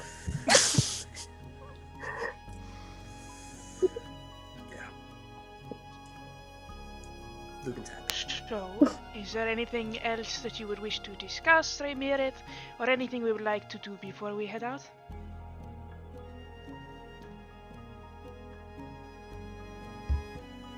Right. Well then, Will you be staying here? I will for now. There's much to do. Can we call on you if we need help with Future 7? Yes, of course. You are always welcome. You will always know where I am. Thank you. having been in her tower now for a few days, do we know if she has a circle? She does not. Bad You would wizard. have learned that she doesn't the tower does not allow for any divination magic. You can't poop in the tower. No. But you shouldn't poop. I mean, unless it's in a designated hole that's meant for poop. But Unfortunate essentially, I think You pulled it in. I can't remember what what magic teleportation is. It's conjuration. Conjuration. Like the tower doesn't allow for any conjuration or any kind of sending spell, any kind of divination, so that you could find the tower where she is if you tried to scry on her. Like, it's very purposefully made so that if something were to happen to her, she wasn't just gonna get on a teleportation circle and head out and go destroy the world. Okay. Okay. Maybe not a bad So no. wizard. Okay. It was very purposefully done. So she's in the middle of trying to change that now, because that's no longer needed. Bookshelf falls on her. 7 is released. It's that quick. Just that quick. She slips in the shower at the 7th. Exactly. Yes. Oh. So Irma very would, purposeful. Irma would wait for everyone else to go and kind of linger for a bit. Are we done here? Or? Yeah, I'm out. I'm walking back to the boat. There's nothing in here for me. No poisons, no weapons. Out, boy. I'm out. Whatever. I got the ally. Let's go. And he'll linger behind a bit. After everything that's settled, even some of his hair is turned, because he's got purple hair, but some of it's starting to turn black, from the 7. He'll look at Raymirith and just go, just promise me you'll live your life. I know there's at least a few people who want to see you, and now you've got the chance to pursue those relationships and not live your days out in this tower.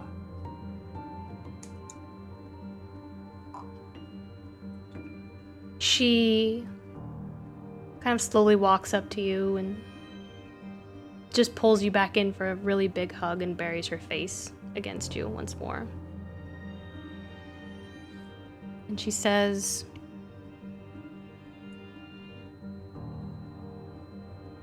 "Thank you. You don't know what it means to me. You really don't.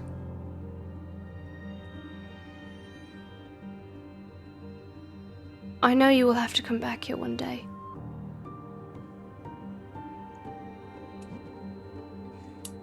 Is it all right if I'm here with you when that day comes?" Of course.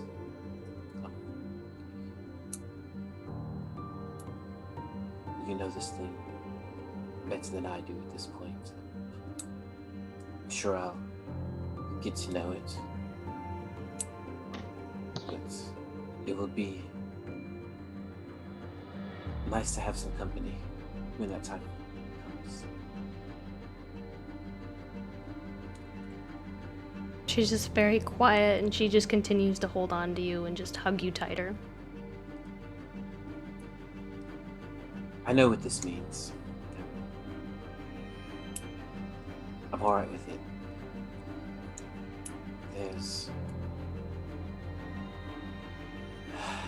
There will be people waiting for me on the other side. You are a good man, Aramir.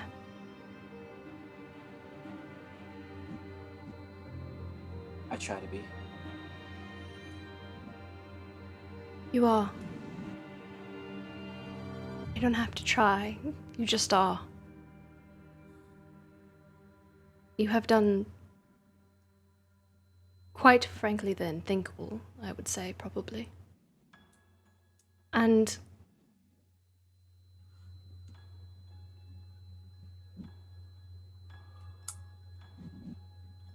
I am here. I'm here for all of you. This 7 that you're fighting, this 5th season. I know many people. I have connections with powerful people. And I will do everything in my power to ensure that you all have everything you need. That you have a place wherever you go. That anything, any scrap of aid that is required, you will have it. I will make sure of it. Thank you, Emir. I'm sure you'll hear from me regarding this thing if I have any questions or anything like that. And of course, all of your help is more than welcome.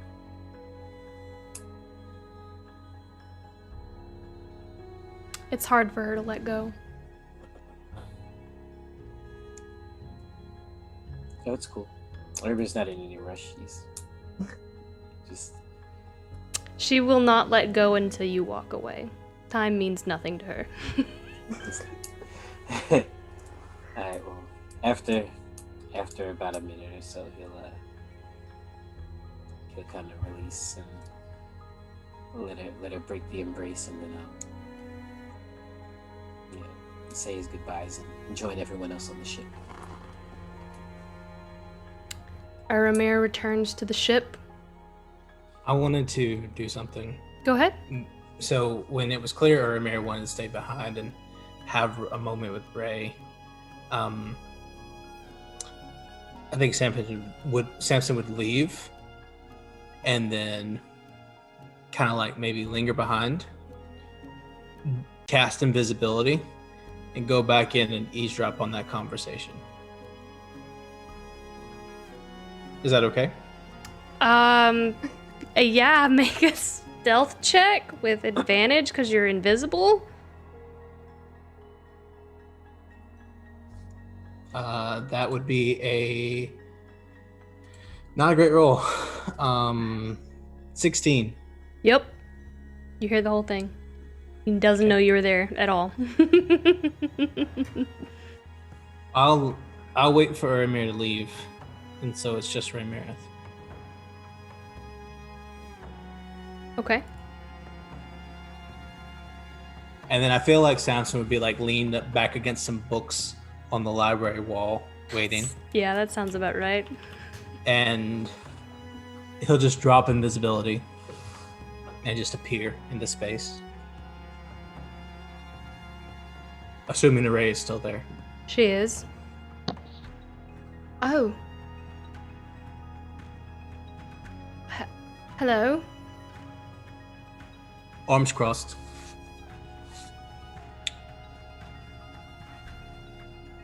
How long do you reckon he has? I don't know.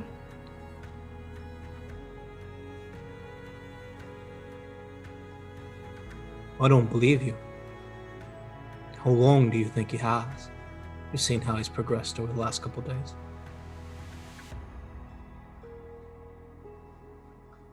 I really don't know. The creature's unpredictable.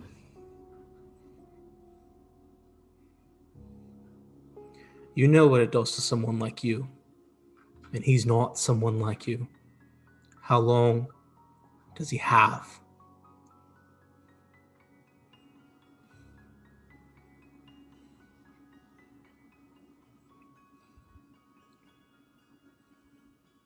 really don't know. I'm trying to think of something off the spot.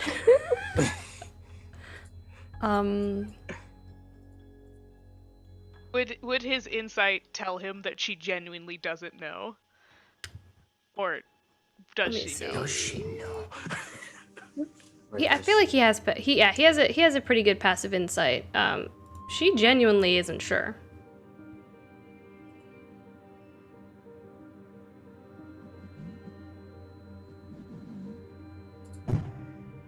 Okay.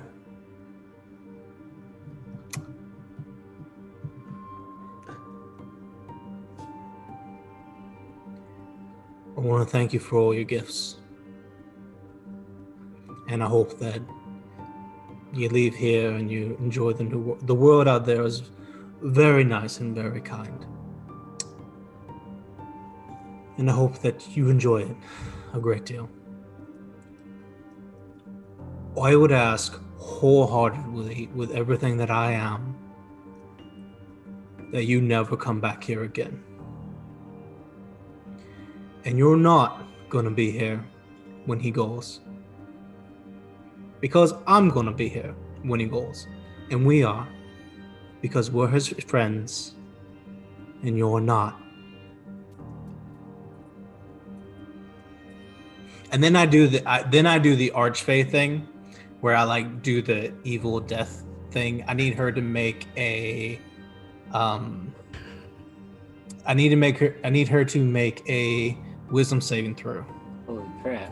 This Just is the equivalent just of the blood magic. just the super angry face, like eyes go black, like the fangs pop out, all that fun stuff. All the archfey stuff. Very frightening. Dirty 20. She saves. Which is fine. Like, she just becomes frightened. She's not, but he does it anyway.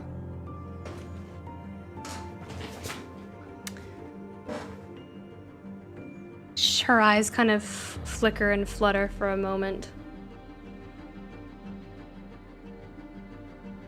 And she just she remains quiet. She doesn't say anything.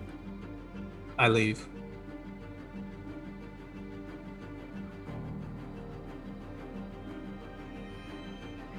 And I go out and act like nothing happened. All right. I like even go so far as to like turn to a bird and fly back on the ship, so I come in from the wrong angle, so I don't come back like boarding the ship behind her. Yeah, as if we didn't notice you not there as we climb down to the ship. It's not about you, Luda. It's about Uri. Uri didn't notice me. That's At what least happened. he didn't notice. Okay. No one cares. No one cares that the rest of you saw. It's about First Uri. He's thing. making intense eye contact with a bird right now. The whole time. It's just a regular bird. It's not even serious. No, I love it. Okay, Samson arrives on the ship as a bird, and Luden's already like staring down a seagull, like I know it's you.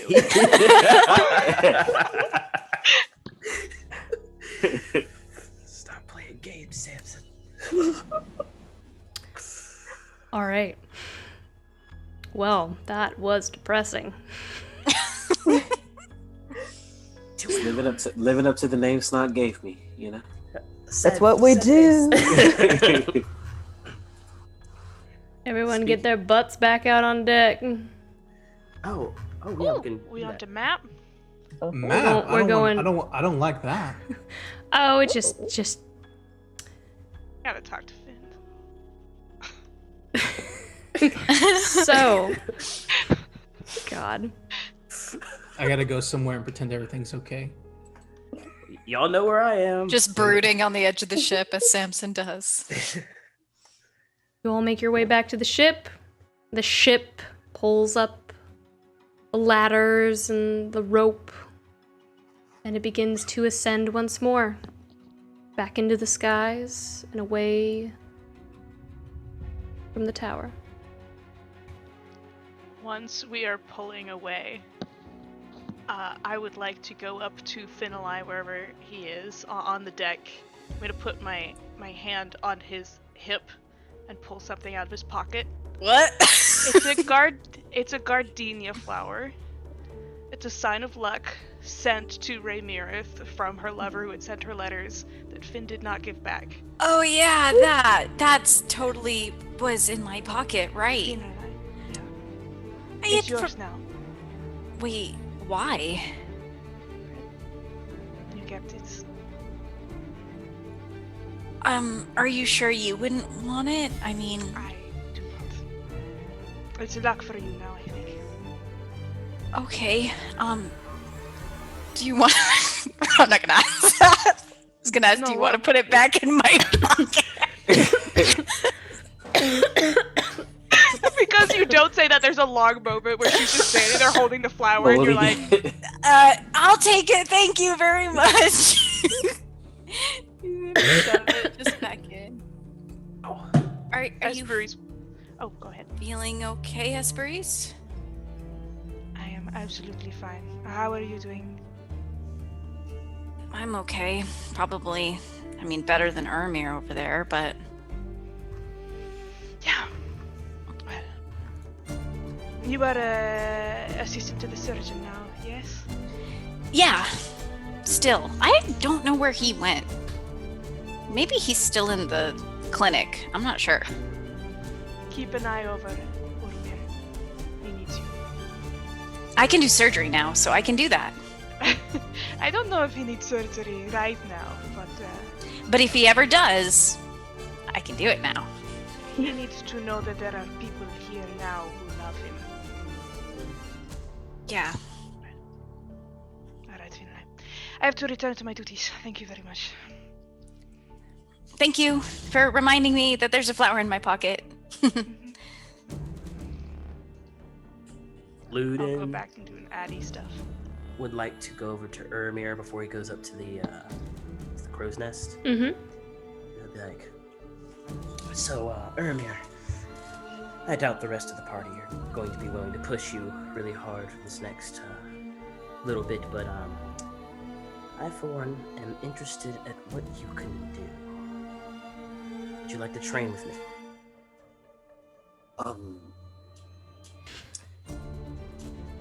Right now. No, I usually train. Does anyone hear that? No, definitely not. This is. I am all the way by Ermir, not with like same as We're Howard. probably like way over here. So you're whispering! I see! like I am over here. I'm be like, yes. I usually train with Finn, but he hasn't been coming out for the past couple of days. I think he's angry at me, but I really don't care. But that leaves an open spot for you, if you'd like. Let's see how I feel in the morning. It's always open. He'll just punch him on the shoulder, and then head up to the crow's nest, back to his position.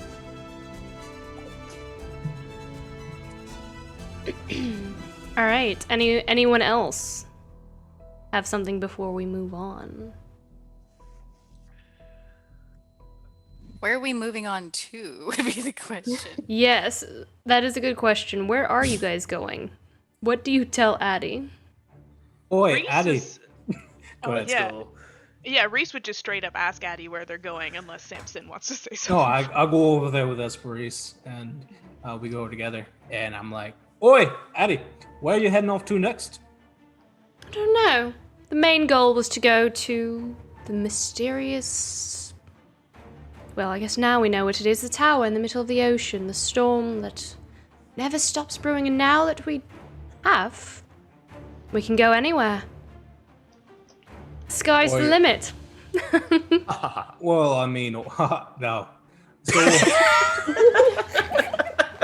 anyways, Anyone else want to add on some sort of fake laugh? Do Anyways, I see, yes, of course. Oh no, Priori's laugh is genuine. yeah. So anyway, are you we don't necessarily, I know there's our contractual agreement was to come here and stuff. I mean, And the contract has come to an end, so if you'd like to continue being on our crew, you're very welcome to. Oh, I don't know what's on No, the thank you. what's on the agenda for the Air Salons, or where will you next make port? I suppose we could go to the Dusty Anchor, go back to the continent of Auroria. We could also go to Acacia. If there's no specific destination, We are open to preference if you are interested. I'd like to go to Sable. There's Sable? much at the Dusty Anchor close to Sable for us. I suppose if you're amicable to either, then that'd be our decision to go there. Or are you interested in continuing to work with us and go on these sorts of adventures for this purpose? And then I look over at Cassius. You wish to deliver your package to Sable, is that what you mean to say? That, and then maybe afterwards. Or are you interested in being in the service of the heroes of La Cambria, I guess? I don't know. Are you the heroes of La Cambria? No, Didn't everyone absolutely die not. in La Cambria? No, of course we're not, but that's not a great name. What? Or do you have better things to do, I guess is the question. Yes, essentially what Samson is asking is, are we going to continue our business relationship, or do you think it's best to part ways in Sable? We of course would adore spending more time with you and your crew. You've been most hospitable to us, and we've learned much, but must our paths diverge? Well, we do want to continue to search the skies. There's much to be explored. I do know that is something that Grom is very interested in. However, you have been wonderful crewmates, and should you need a ride and us be in the area, we would love to oblige. Thank you very much, that is very kind. It sounds like we are first looking to go to Sable. If you happen to be in the area, my understanding is that we might next go to Acacia, but only if that is convenient for you. We plan to search the coast as well, so perhaps we could drop you off at the Dusty Anchor to make your way to Sable. And she kind of one moment. She goes back into her, the captain's quarters, and she comes back and she hands you, Esperise, the same symbol that you see pinned on all of the crew's jackets.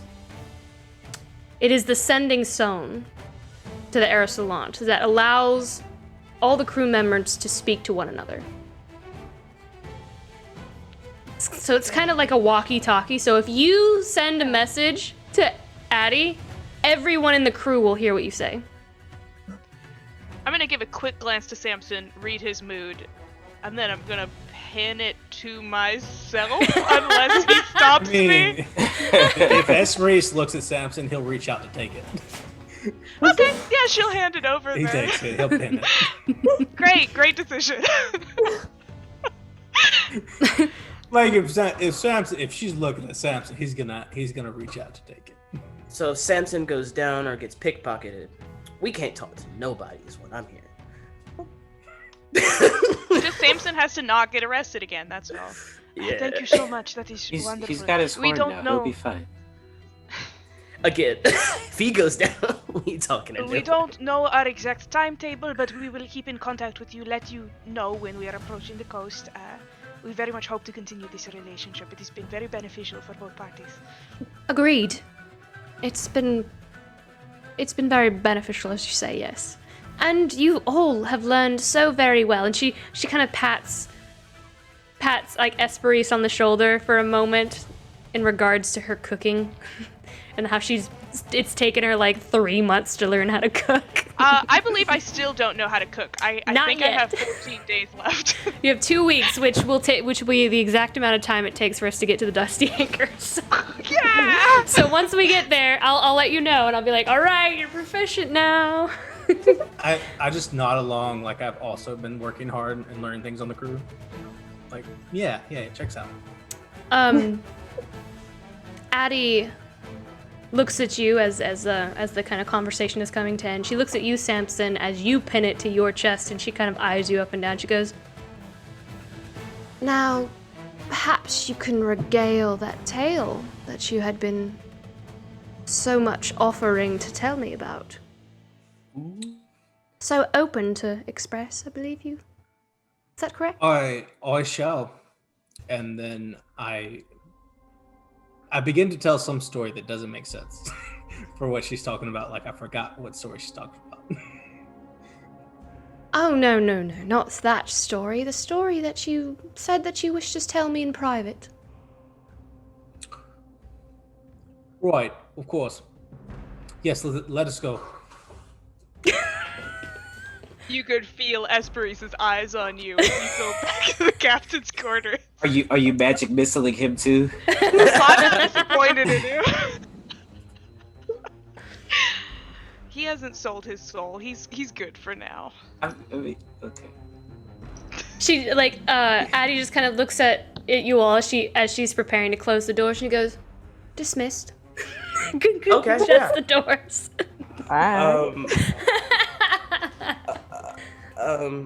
Ludin would like to go talk to Esperis if they have some tame. Do we have time? You can before I move on to the next thing that I got here. Cool. Yeah. So Ludin would like, can I speak to you for a second? She'll take a quick gander around to see, is Theus gonna take the wheel now that the captain is off not being at the wheel? Awesome. She's making sure that's all covered.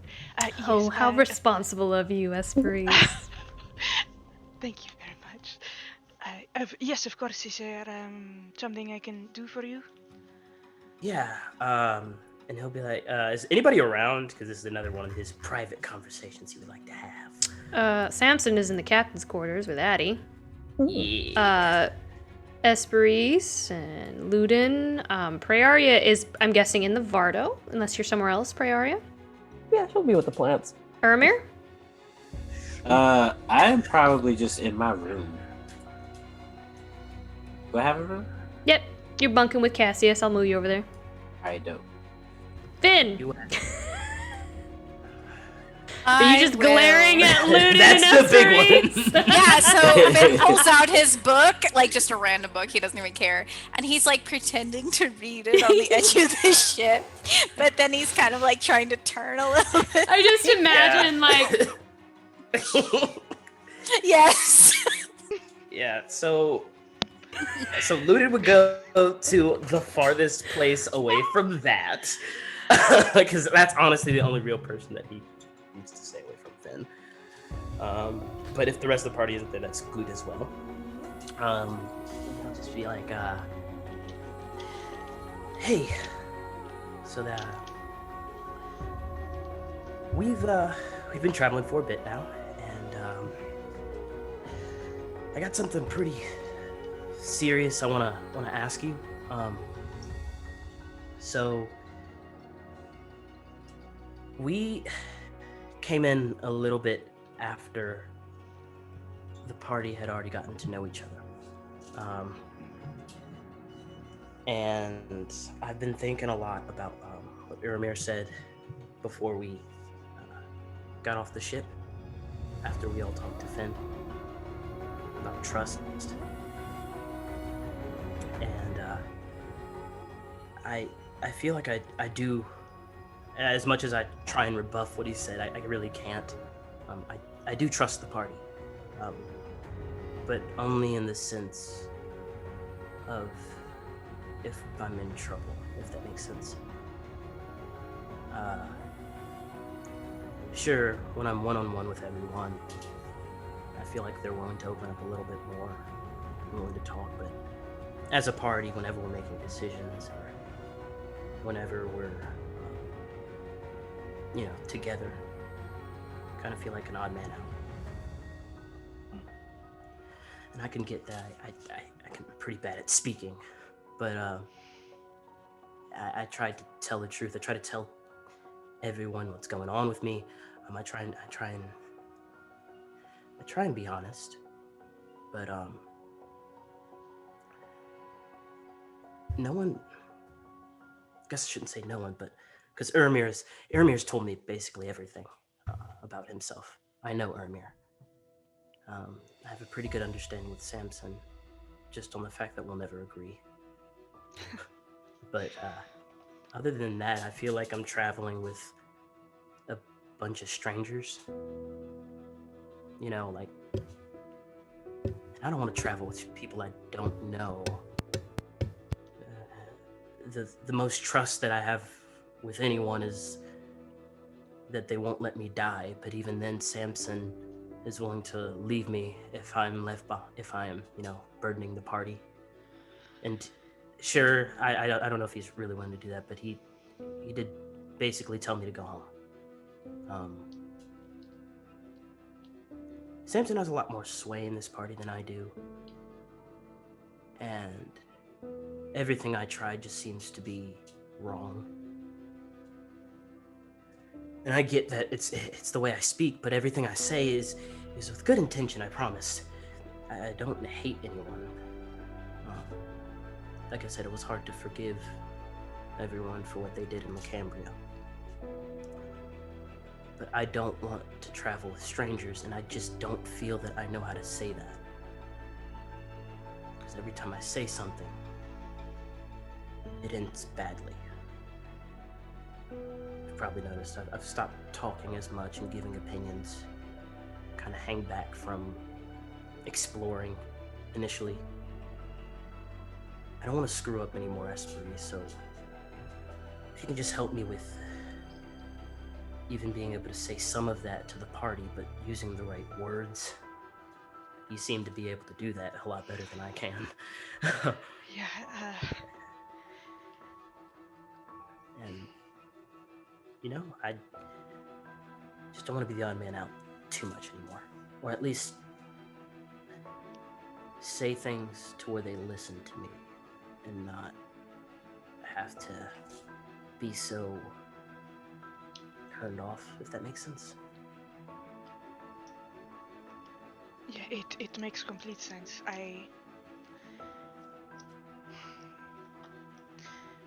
When I was very young, I was quite a bit like you. Not exactly, of course. I felt as though the person that I was and the world around me were completely separate things. That whatever I was just incorrect. And it is very difficult, I think, to move past this. I do want to say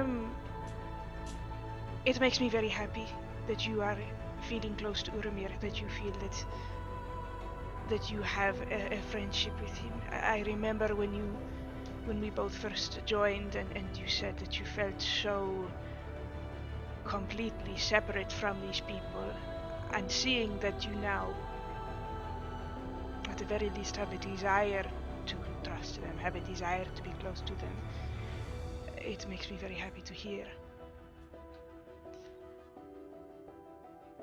When it comes to speaking to people, I can tell you what I know and what I have learned to do.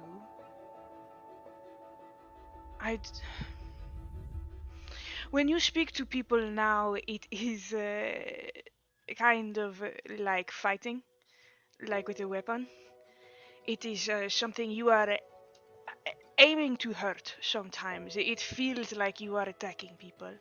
And I do not think that is your intention. I think you go in very purely with just wanting to state what it is that you feel and what you mean, but many times it can come across like a blade.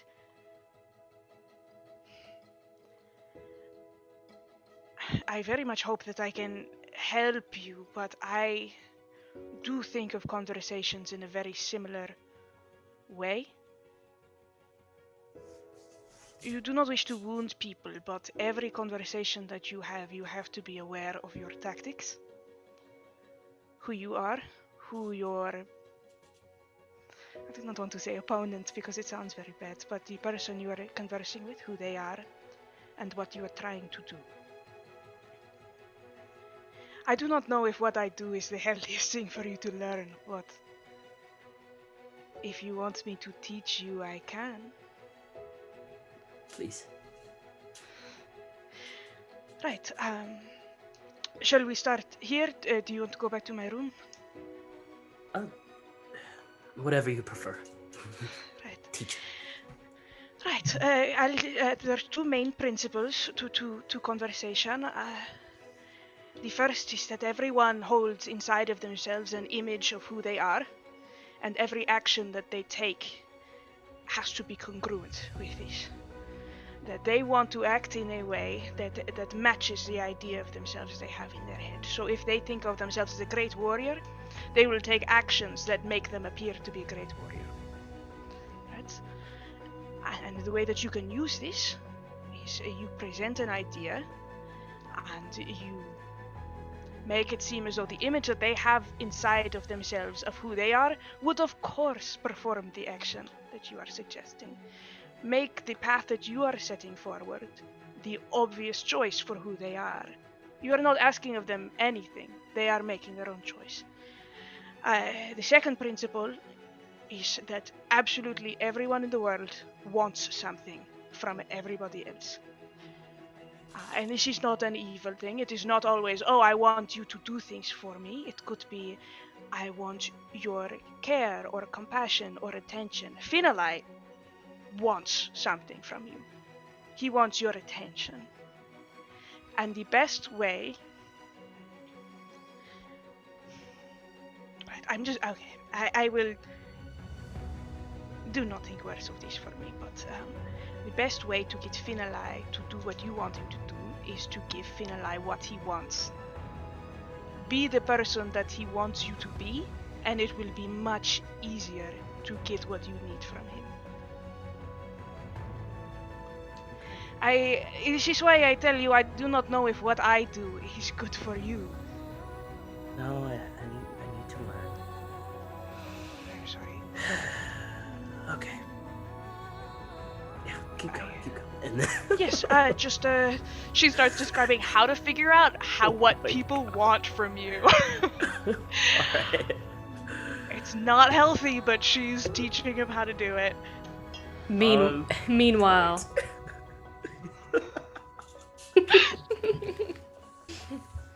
Here's his name, like. So, Who do they think they are, and what do they want from you? That's the main lesson of the day. Alright, well, he's gonna write that down and just study it and think about the party. You two have this conversation with one another. At some point, let me move some people around. Ludin, you go back to your room. This would probably be a couple days into the journey. You decide to kind of duck in early as Cobley has recovered and your shift is over. So you have ducked into your room as quickly as possible, and you are alone. Do I escape the Adeline conversation unscathed? What do you mean unscathed? Okay. Saving throw. I just tell the story and leave, hopefully. I mean, that's You're not not all she gonna- wants.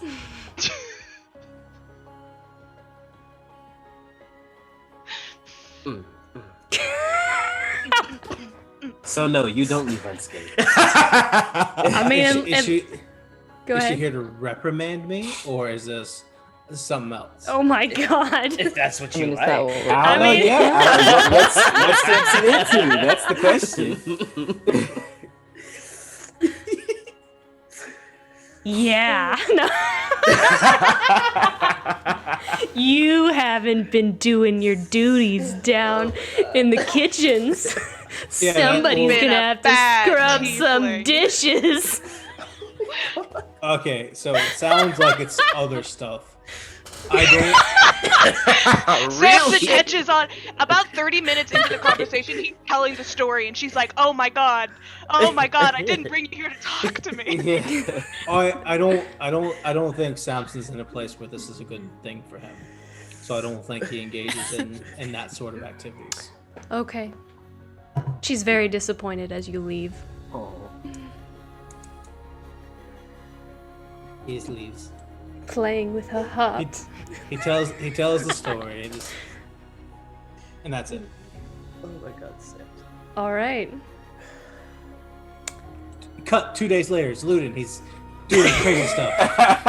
Sorry, I wouldn't clear that up. Alright. Change things over here. It's changing.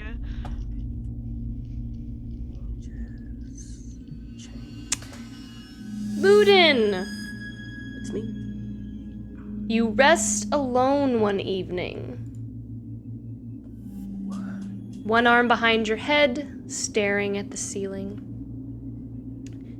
Thinking upon all that's happened the last few days. Just letting it weigh on you.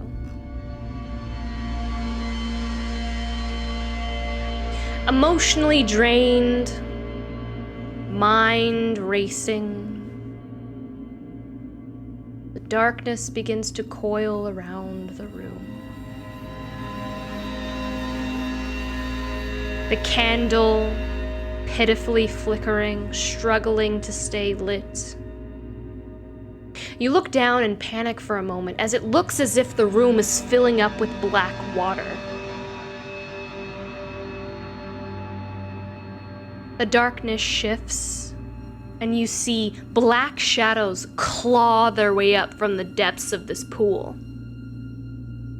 against the wall of the cabin, as if washing up on a beach and gasping for breath. You see fingernail claw marks at the wood on the wall as the shadow drags itself out of this black pool and shows itself to you once more. The candle sputters again as if threatening a plummet into pure darkness. The shadow moves along the walls and shifts once more into your own silhouette, looking down at you.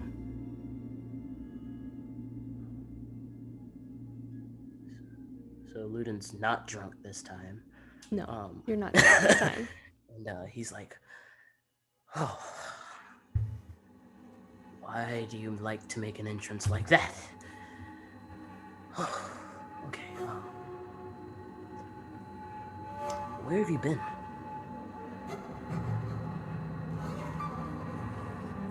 I am the unseen, and the seen. I am the ledgerman of shadow. Trust not your eyes. Wait for the light. I am always near.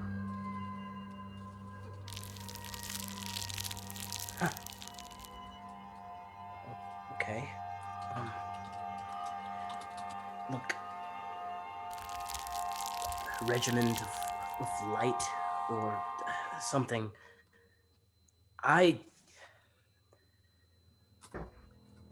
You told me to look for the lies lest they find me first. And look, I've been looking. And then you gave me these powers. And yeah, they were pretty cool at the beginning, but it feels like the party's outpacing me. And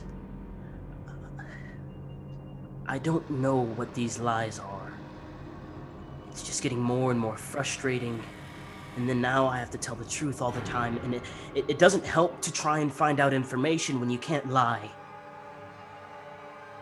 Can you give me any more hints, something? truth lies in blood. Family never lies. You had time, and it was taken. Why are you here? What is your goal?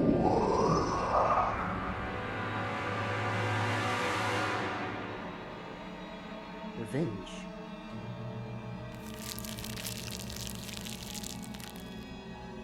Simple. On who? Well, at first it was the party. After I found out things, but trying this thing where I look at the bigger picture.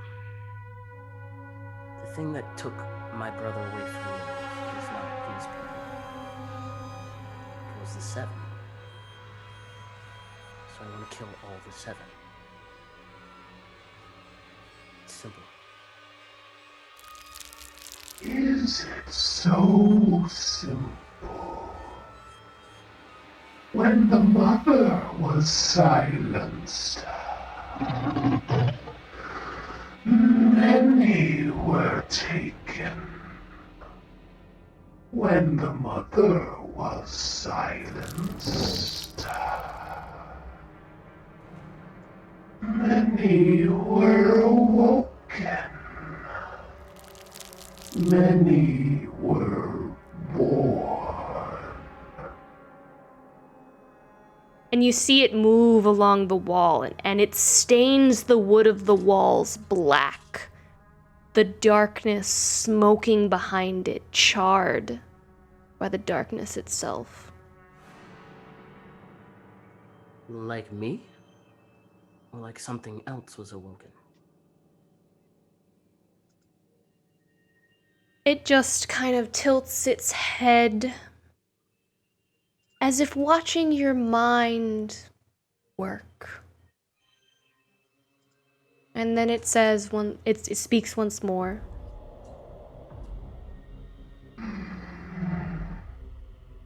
You've grown so much. Ludin, the shadow tilts its head, and it's extremely difficult to grasp, but it almost sounds as if it's reminiscing. Thoughtfully? Nostalgically? It's hard to tell, but you gather it's strange. And then it kind of like moves in close and like almost like raising its arms, and the shadow just kind of falls in and like almost like it's trying to place its hands around the candle, and it just can't. The light keeps it from getting close. And it says, go ahead. He'll walk over and just on the candle. Oh, damn it. You moved too quickly.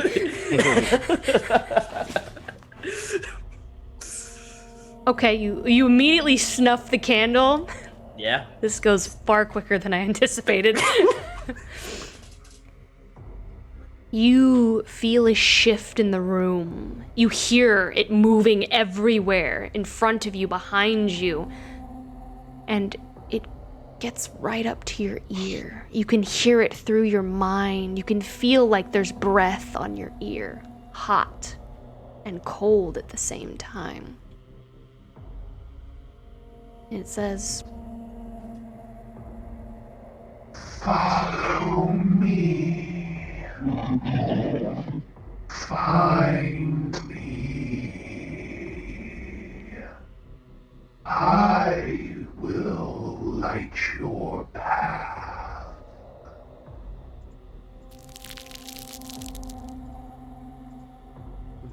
Where are you?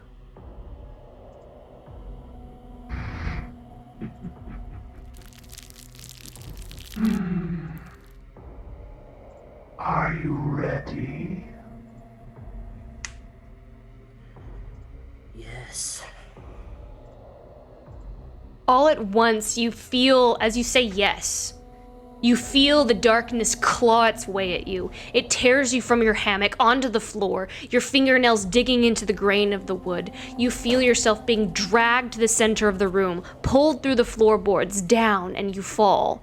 You can't see anything, but it feels as if you're falling through the webs of spiders. It sticks to your skin, and it builds as you fall, wrapping around your head, your arms, your legs. You feel your body begin to suffocate almost, this frantic need to breathe, and the darkness smothers you. And you hear a chorus of whispers, the same voice, over and over again. Follow me, find me, follow me, find me, find me. And you tear awake in a cold sweat, tangled up in your hammock, the charred black walls still visible, the candle snuffed out. But dawn has arrived, and so has the light. You may now level up, Luden. The rest of you, when you came to bed, you definitely saw a charred black wall in your cabin.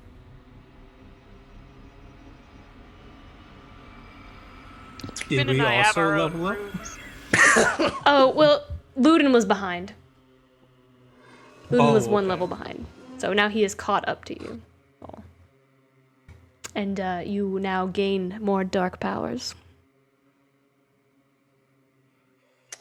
It was definitely a way to gain some dark powers. Loon, you didn't tell me you were carrying around a 7 of Severance with you, too. We'll talk about it later.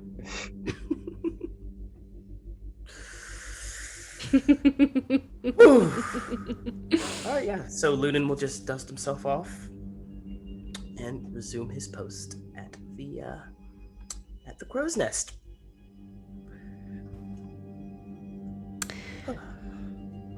All right. Let's shift back over here.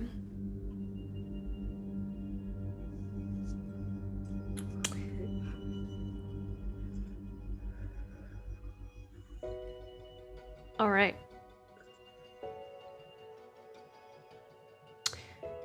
Grom and Uramir. There's a moment for you down below as you approach the dusty anchor. You spend your time with Grom, I'm sure. Yeah. There's a moment down in the cargo hold where the power source crystal lies, and you continue to do experiments together and build things. Grom brushes off his apron from the last explosion. His face still covered in soot, as well as Play-Doh completely blackened by it. He looks over at you and then out the window as land slowly comes into view. You know, Uramir, you're really talented and a good man. He looks at your now pale skin. You know, it doesn't take a genius to see something life-changing happen back there in that tower, you know. I don't know all the details, but, you know, keep it to yourself if you want. I know the meaning of secrets. Speaking of which... He pulls out the book you gave him. Your father's book. And he flips through the pages. Oh boy. These symbols... They are difficult to decipher, Uramir. However, it looks like this section here. This is Rustium, the 7th day, on the day of moons. And this over here. This is Horus, the 6th, on the day of reaping. These are dates, Uramir. But I found they are also the key. If you lay these pieces of paper down in the right order, and according to the dates... And he takes the stack out of very, very thin, nearly transparent sheets. and lays them down. I mean, there's probably like 40, 50, maybe more, in a very specific, meticulous order. And you see what look to be blueprints form right before your very eyes. The dates, Uramir, you know, is your birth date and the day your mother died.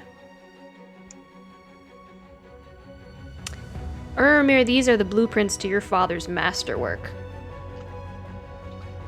Upon first glance, it looks like a very large, intricate-looking mirror. The metal of the mirror kind of flares out like liquid down the sides and along the bottom. The glass of the mirror depicts a ripple of some sort. And it looks to involve something called Sweet Mesa. Grom speaks up as you look down at it. I know this symbol. That's Rialta's forge. And he points to the symbol on the inside cover. How much do you know about this? Do you know what it is? He eyes you as he pulls out his own necklace with a different symbol on it. I know it's my father's masterwork, his magnum opus. It's what others have called him, Rialta's forge. Do you know who calls him that? He gets very serious now. The other artivists. He kind of nods. So you do know. And he points at his platinum goggles. You know, this was a gift. All new artivists get them after they complete their masterwork. And I am officially an artivist now. Took a little longer than I hoped, but I made it. You know, he kind of twiddles his fingers a little bit, looking down. Only an artivist can submit nominations to the organization. Initiates, so to speak, in your case. But only initiates with masterwork plans are considered. He takes out another small jeweled beetle. It doesn't quite look like Play-Doh. Here. I made you this so we can keep in touch. It always knows where I am. I thought maybe we could write each other. And I'm hoping you'll share your masterwork with me soon, because, you know, well... And he pulls out a letter from his desk. And it's not sealed.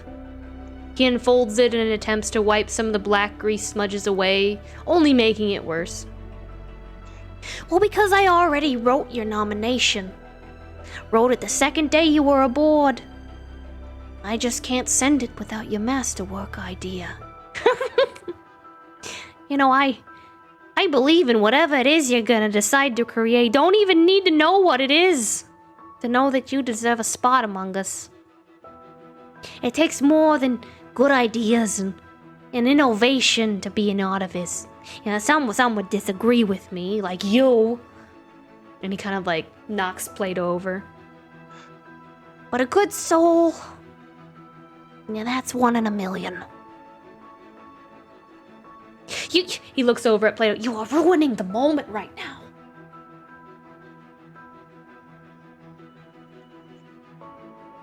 Well, I don't know what to say. Thank you.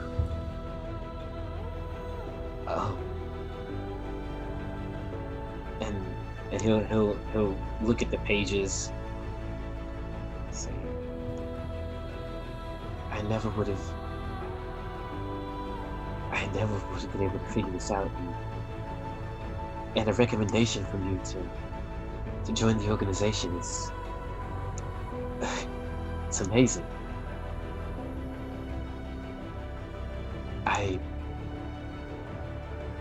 So much has happened. I haven't really had time to figure out my masterwork, but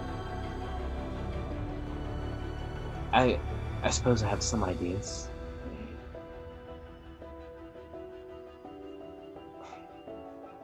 We'll definitely keep in touch, and thank you for everything that you've taught me.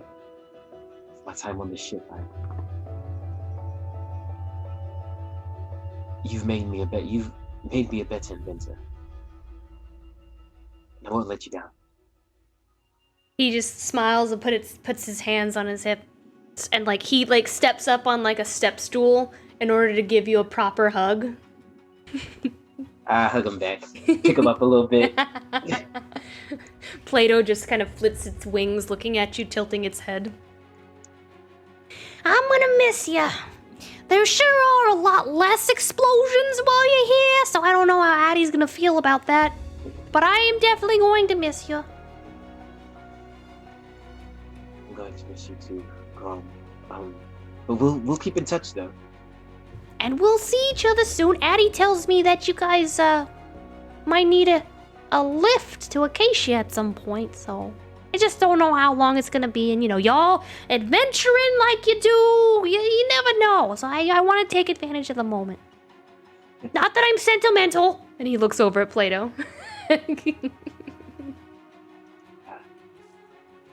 Well, you've been a great mentor to me, and I'm sure there's more that you'll have to teach me in the future. I'm just sorry. Sorry I couldn't do more. I know that book means a lot to you. That's all I could get from it. Well, it's much more than I've had, and now I've got a starting point. It means more to me than you'll ever know. I'm not crying. You're crying. He kind of like puts his goggles back on. There's radiation. Can't have the radiation in my eyes. if anything, you're being on this masterwork of a ship, and just being able to work with you, you've inspired me in so many different ways. I hope that I can live up to the legacy of you and of the likes of you and my father and be worthy of the title of the Hodges. He kind of wraps you up in one more hug again as you guys have this last moment before you leave the ship. And nice. There's hope. Go ahead. He's like my eccentric uncle. Yes, he is. Oh, yes, he is. Very much so.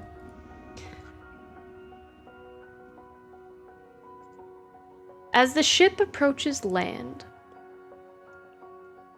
you can all see as the ship kind of begins to approach the dusty anchor, and it takes roughly 2 weeks to return back to the mainland, which means, Esprit, you now have the proficiency. Yeah, boy! I boil water now. I know how to make rice. I'm killing it here on the boat. Within those 2 weeks, did Finn ever open up his gift?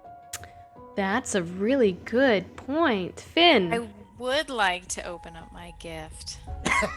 Finally. I have no idea how happy this makes me. I am ready for this. Let me prepare. Oh my god, I'm so excited. Finn alive. Yeah, as we get into this, I think that as we get closer there, I think Samson's spending a lot of time with Praeria, and then Volpa is spending a lot of time with Esprit, just following her around and stuff. But that's what I'm doing in my 2 weeks. Sure, Esprit loves that. Yeah. I mean, like, I get before Volpa starts doing that, I give Volpa a bath, like, make sure she's all clean and smells nice and stuff, and then Volpa starts following Esprit around a lot. Yes. But that's what I do in my 2 weeks. Volpa makes sure, like, whenever Dust is visible, which is the name of Addie's fox, she kind of like lifts her head up and just kind of like prances a little bit, like sashaying across the deck.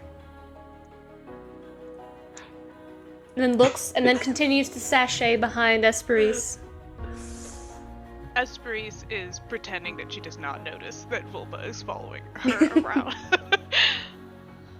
Luden's just talking with Esperise a bunch. Esperise is imparting highly unhealthy interpersonal relationship skills to Luden. And he is Everyone taking wants notes. Lots of notes. Finn, do you open your gift alone? No, he's gonna go to Ermir's room and knock. Or find him wherever he is on the ship. He's probably down in the bottom, Oh huh? no, did I freeze? I think you did. No. Oh no! This is why do I look bloodied? Oh my god, I never healed. Oh, there you go. You're back. Okay, I'm back. Yeah, I froze for a second. Are we good? I heard Finn, do you open your gift? And everything was silent. I'm like, well, do you? I think I'll wait. No, I'm just kidding. He finds Ermir wherever he is on the ship. Is he in the room? Yeah, I put you guys in the cabin together. Yeah. All right, so he'll find him, walk in. Hey, Ermir, are you feeling better? It's still weird, but I'm getting there. So I still have this. I haven't opened it yet, but I figured it might be a good time. Oh. Right? Well, yeah, go ahead. I just wanted to make sure I waited for the right moment, because the gifts you give are really special, and I didn't want to open it when I was in kind of low spirits, I understand. I was hoping you would be able to lift your spirits a bit, but yeah. Well, it's maybe going to lift my spirits now, so so let's see. So he'll open the lid. Is it in a box? Yeah, it's a small like a small kind of like jewelry box. You open it up. I shake it first, then I open it. All right. It kind of jiggles a bit. You open it up, and there is a necklace inside. It's got a thin gold chain, and the pendant on the bottom is in the shape of a bit of a heart. And it has a little pig snout in the center of it. It's all pink, and it's got a golden outline around it. And he just starts smiling really big. He says, well, you know how I noticed you were a bit jealous that Luden was able to speak to Snark. Is this thing going to allow me to speak to Snonk? Yeah. Like, really? Like, I can have conversations with him? Yes. Yeah. You have to put it up to your nose in order for it to work. But yes, then it'll cast speak with animals 3 times a day. Oh my gosh, Ramir, this is the best present in the world. Here, help me put it on. Okay. Loose the chain and put it on. So I just have to put it to my nose, and then, okay, let me go get Snonk real quick. I'll be right back. He's gonna run and get Snonk and bring him back. He's just like got him on his arm running. Hey, all right. So he's gonna set Snonk down on Uramir's bed. Okay. So, all right. Here we go. Give put it it to his nose. Snonk, do you understand me? So the majority of anything that you ever hear from Snonk is always like, wait, wait, wait, wait, wait, wait, wait, wait, wait. And as you put it to your nose, it slowly starts to change, and it's like, wait, wait, wait. Food hand. Snonk want food. Food hand! Snonk want food! Food hand! Snonk want food! Oh, hello, food hand! I can understand. Wait, what did you call me? Food hand! Snonk want food. No, not food hand. Finn. Food hand. Okay, alright, sure, whatever. Fifi. Ermir, he's saying to feed him. Can you believe it? Yes, actually, I can. That's quite believable. Fila. Fila. His voice is so deep. I didn't expect it to be that deep, actually. So rugged. Well, he's a growing pig, you know. A little man now. So we can have conversations in the mornings, in the afternoons, and at nights every day, because that's like 3 spell. Yeah. Food hand. Berryman say food hand give Snonk food. Yeah, well, I'm gonna give you food right now. Let's go, Snonk. Thanks, Ermir. And he's gonna like, as he's holding, he's gonna like tackle Ermir and like hug him tight. This is the best present ever. And it totally lifted my spirits. Wow. But then I might not have wanted to go in the tower because I would just want to sit around and talk to Snonk all day. So it's probably a good thing I opened it now. Yeah, probably. I'm glad you like it. I do. Yes. All right, come on, buddy. Let's go to the kitchens. Maybe Esperis can make you something special. And he'll head out, talking to him the entire time. He's just talking to him down the hall. Everybody's just got a big old smile on his face. Like. Snonk will now call Finn Fifi La. Fila. Because Finn insisted calling him Fiddle-Eye. He's like, Fifi La! Fifi La! I love it. Yeah, if Ludin sees any of this stuff going on, like to the side, he'll just be like, Oh, he'll Like, definitely take a detour. He'll take the long way around so Ludin can see that he's talking. He's like, Snonk! Hey, Snonk! That I can understand. well, Ludin can't understand you if you're doing that, because he'll just hear you speaking in pig. Yeah, she's just snorting and... Finn, when you come around the corner with the locket over your nose, Esperis and Ludin are having a whispered conversation just out of Esperis' room about, you know what you have to do about Just look over, like, I guess, okay. And because he has no idea what's going on, thinks Finn's just lost it. Look, it looks like Esperis and Ludin are a little busy right now. Maybe we can see if Praeria can make you something down in the kitchens. Fifi La, give Snonk food. Lots and lots and lots and lots of food. Hello, Berryman. Hello, Smells. Don't talk to him. As you're passing at him. Yeah, if he starts honking at, snorting at Ludin, he'll just cast a quick thing of good berry, and he'll just throw one in the direction. It just like Finn turns and it hits Snonk's butt. He booty bumps it. Sorry, buddy. Ooh. Oinklish. Yes, it is Oinklish, McBuff. All right. As the ship begins to make its way to the dusty anchor, as I said, it takes roughly 2 weeks before you arrive. Upon approach, you see the coast and where the mainland ends. A massive expanse of ocean behind you, seemingly never-ending. The sun begins to sink down into the ocean, sending an array of reds and oranges across the sky. The ocean is aglow, almost as if it were on fire. You can see pelicans diving down into the water to retrieve their dinner. They swarm and perch on a nearby rock formation.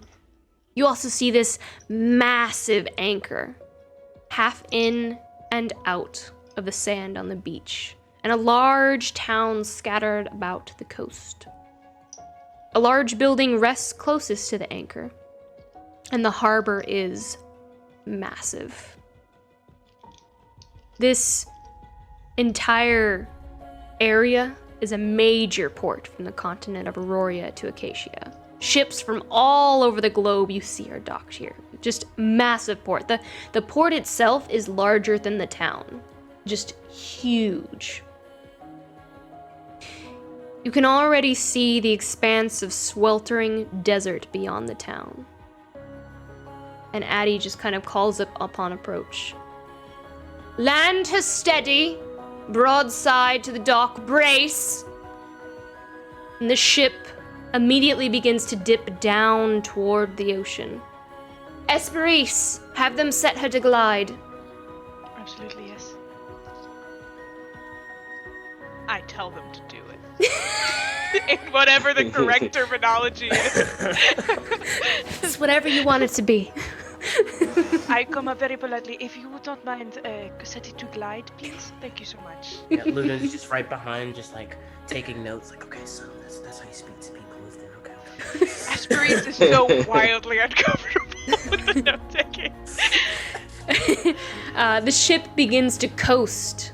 The air currents moving much faster. The ocean quickly comes into view, and you all brace for impact as the ship cuts across the top of the ocean, hitting the water. Retract her wings! Addie shouts. And the wings fold back into the ship as the entirety of the boat weighs down into the ocean. And it slows with the resistance as a wall of spray shoots up and falls back atop the deck upon you all. And the ship creaks and rocks as it steadies itself, and the crew cheers. Nicely done, gents.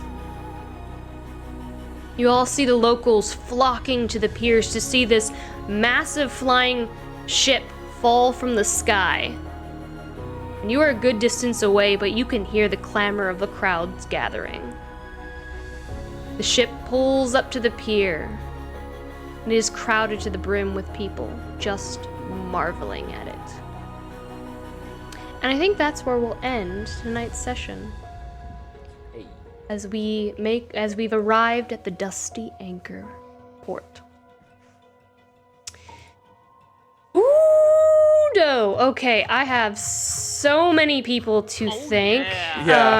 We've gotten so many new followers. I'm gonna attempt to get through. It's only letting me scroll up to the last 16 hours, so I'm so sorry if we didn't call your name. So we're gonna start there. Let me take a deep breath. You ready for this?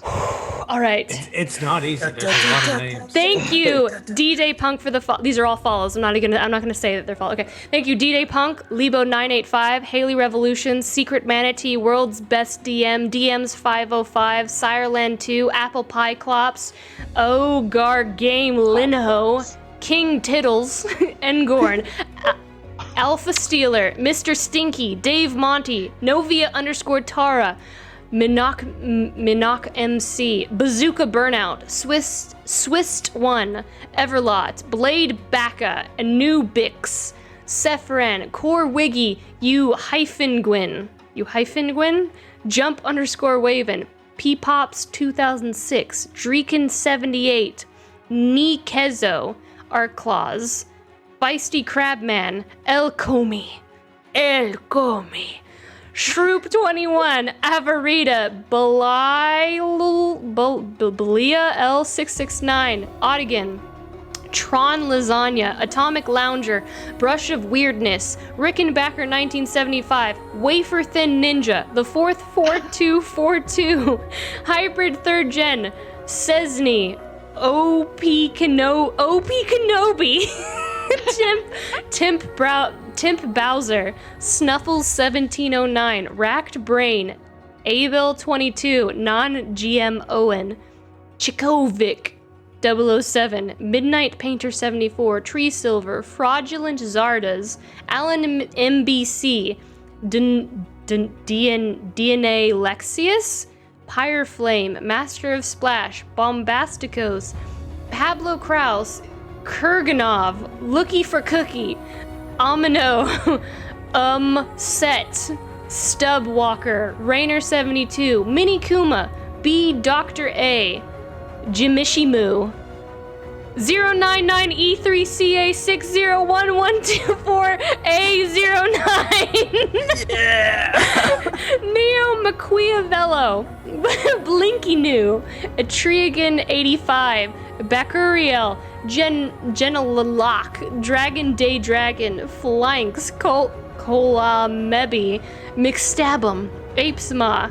Cairnell, Fuse Knight. Oh my god, I'm not even halfway. Tails TF, Dragon Shirt, Urban C, Zelix DK, Tat D Bowler, Tatonta, Mr. Sorry, Plague Zombie, Millogurt, Gacky Lover, Meaty Goodness, Kundenmark, Malistrad, Metalsome, The Drobbit, Dr. Carr, Sanic, Batty Coda 1973, Lost Humanity, Dingy 63, Just a Random Bear, Rastinor, Soshikurai, Ricky Rotbag, Jagger Mage, Doc Monster, the Festiviant, Slime Noid, Slick Fox 1989, Tex Star Slayer, Pitts Pilot, Cluco, G Day Bloke, Pape a Creative, Midwife Crisis. I love that, I'm sorry. Eric Anderson, Neuraliminal, Antic Opper, Turbo Truite, Till Marvel, Vernoir, M for Monkey 13, Neverborn, Ants Simru, The Green Machine, Nathilian, my brain is starting to malfunction. Entropic Echo, Salty Slacker, Io Laren, Incus, Lustjaw, Jide, DE, Masiri Garag, BDD2121, Emmy Ice Red, Dythar, Lord Korak, Beach Nuts, Dithel, Yeah. Courtesy of Tom, Grimonster, Plushy Jester, T3MMOD3L, Corey J. Walker, A. Simpson 72, Clad 711100, Tarzit, Arbid, Spoony Bard 669, No Live 27, Halo Mr. Yes, Beholder Paints, Althar Try, Wind Up Tank, we're getting there guys, Metal Pixel, Chevalier de Flamingo, Stiller 82, Alamusette, Oldman Gloom, Magical Ham Flats, it's Mog, Acer T, Lucky Arkin, Keveling, Srezk, Marauder Zero, 3 Ire, God, some of these are so hard. The Canonors, 24 Milkbag 24, Loco Succo, Gearlock, Turga Jenkins, Silk Sickire, Tabo Tum. This was a mistake. No, that's not a screen name. That's just me remarking on that. Hayota Ken, Pterodactyl U, JDug19, Luke Killer, 15692, Poddle, Renarv, Gifted Geek Gaming, Crazy Legs Jackson, JMHO Saddle, Bamba Migo, Chester the Many, Malakiri, Game Player 3009 for the resub, Flock Obama for the resub, as well as the Yarko for the bits, We Abu Cream Lord, Koren, Dragger Dulkin 666, Doom Pickle, Monkey Pee Monkey Poo, Zakara Spiders, Casa Shots, Lawgiver 554, and Coyote. Woo! Woo! You all. Brother. Thank you. Thank made you, it. everyone, We did for it. the follows and the subs. Love the cast. You can also follow our cast on social media with the command FateCast. If you enjoy our show, please consider supporting us with a sub or use that free Twitch Prime. It takes a lot of work to bring you this content every week, and we want to keep bringing you awesome content. Subscribers, of course, get exclusive emotes and access to our secret corridor channel on our Discord server, where I share work in progress shots of my artwork.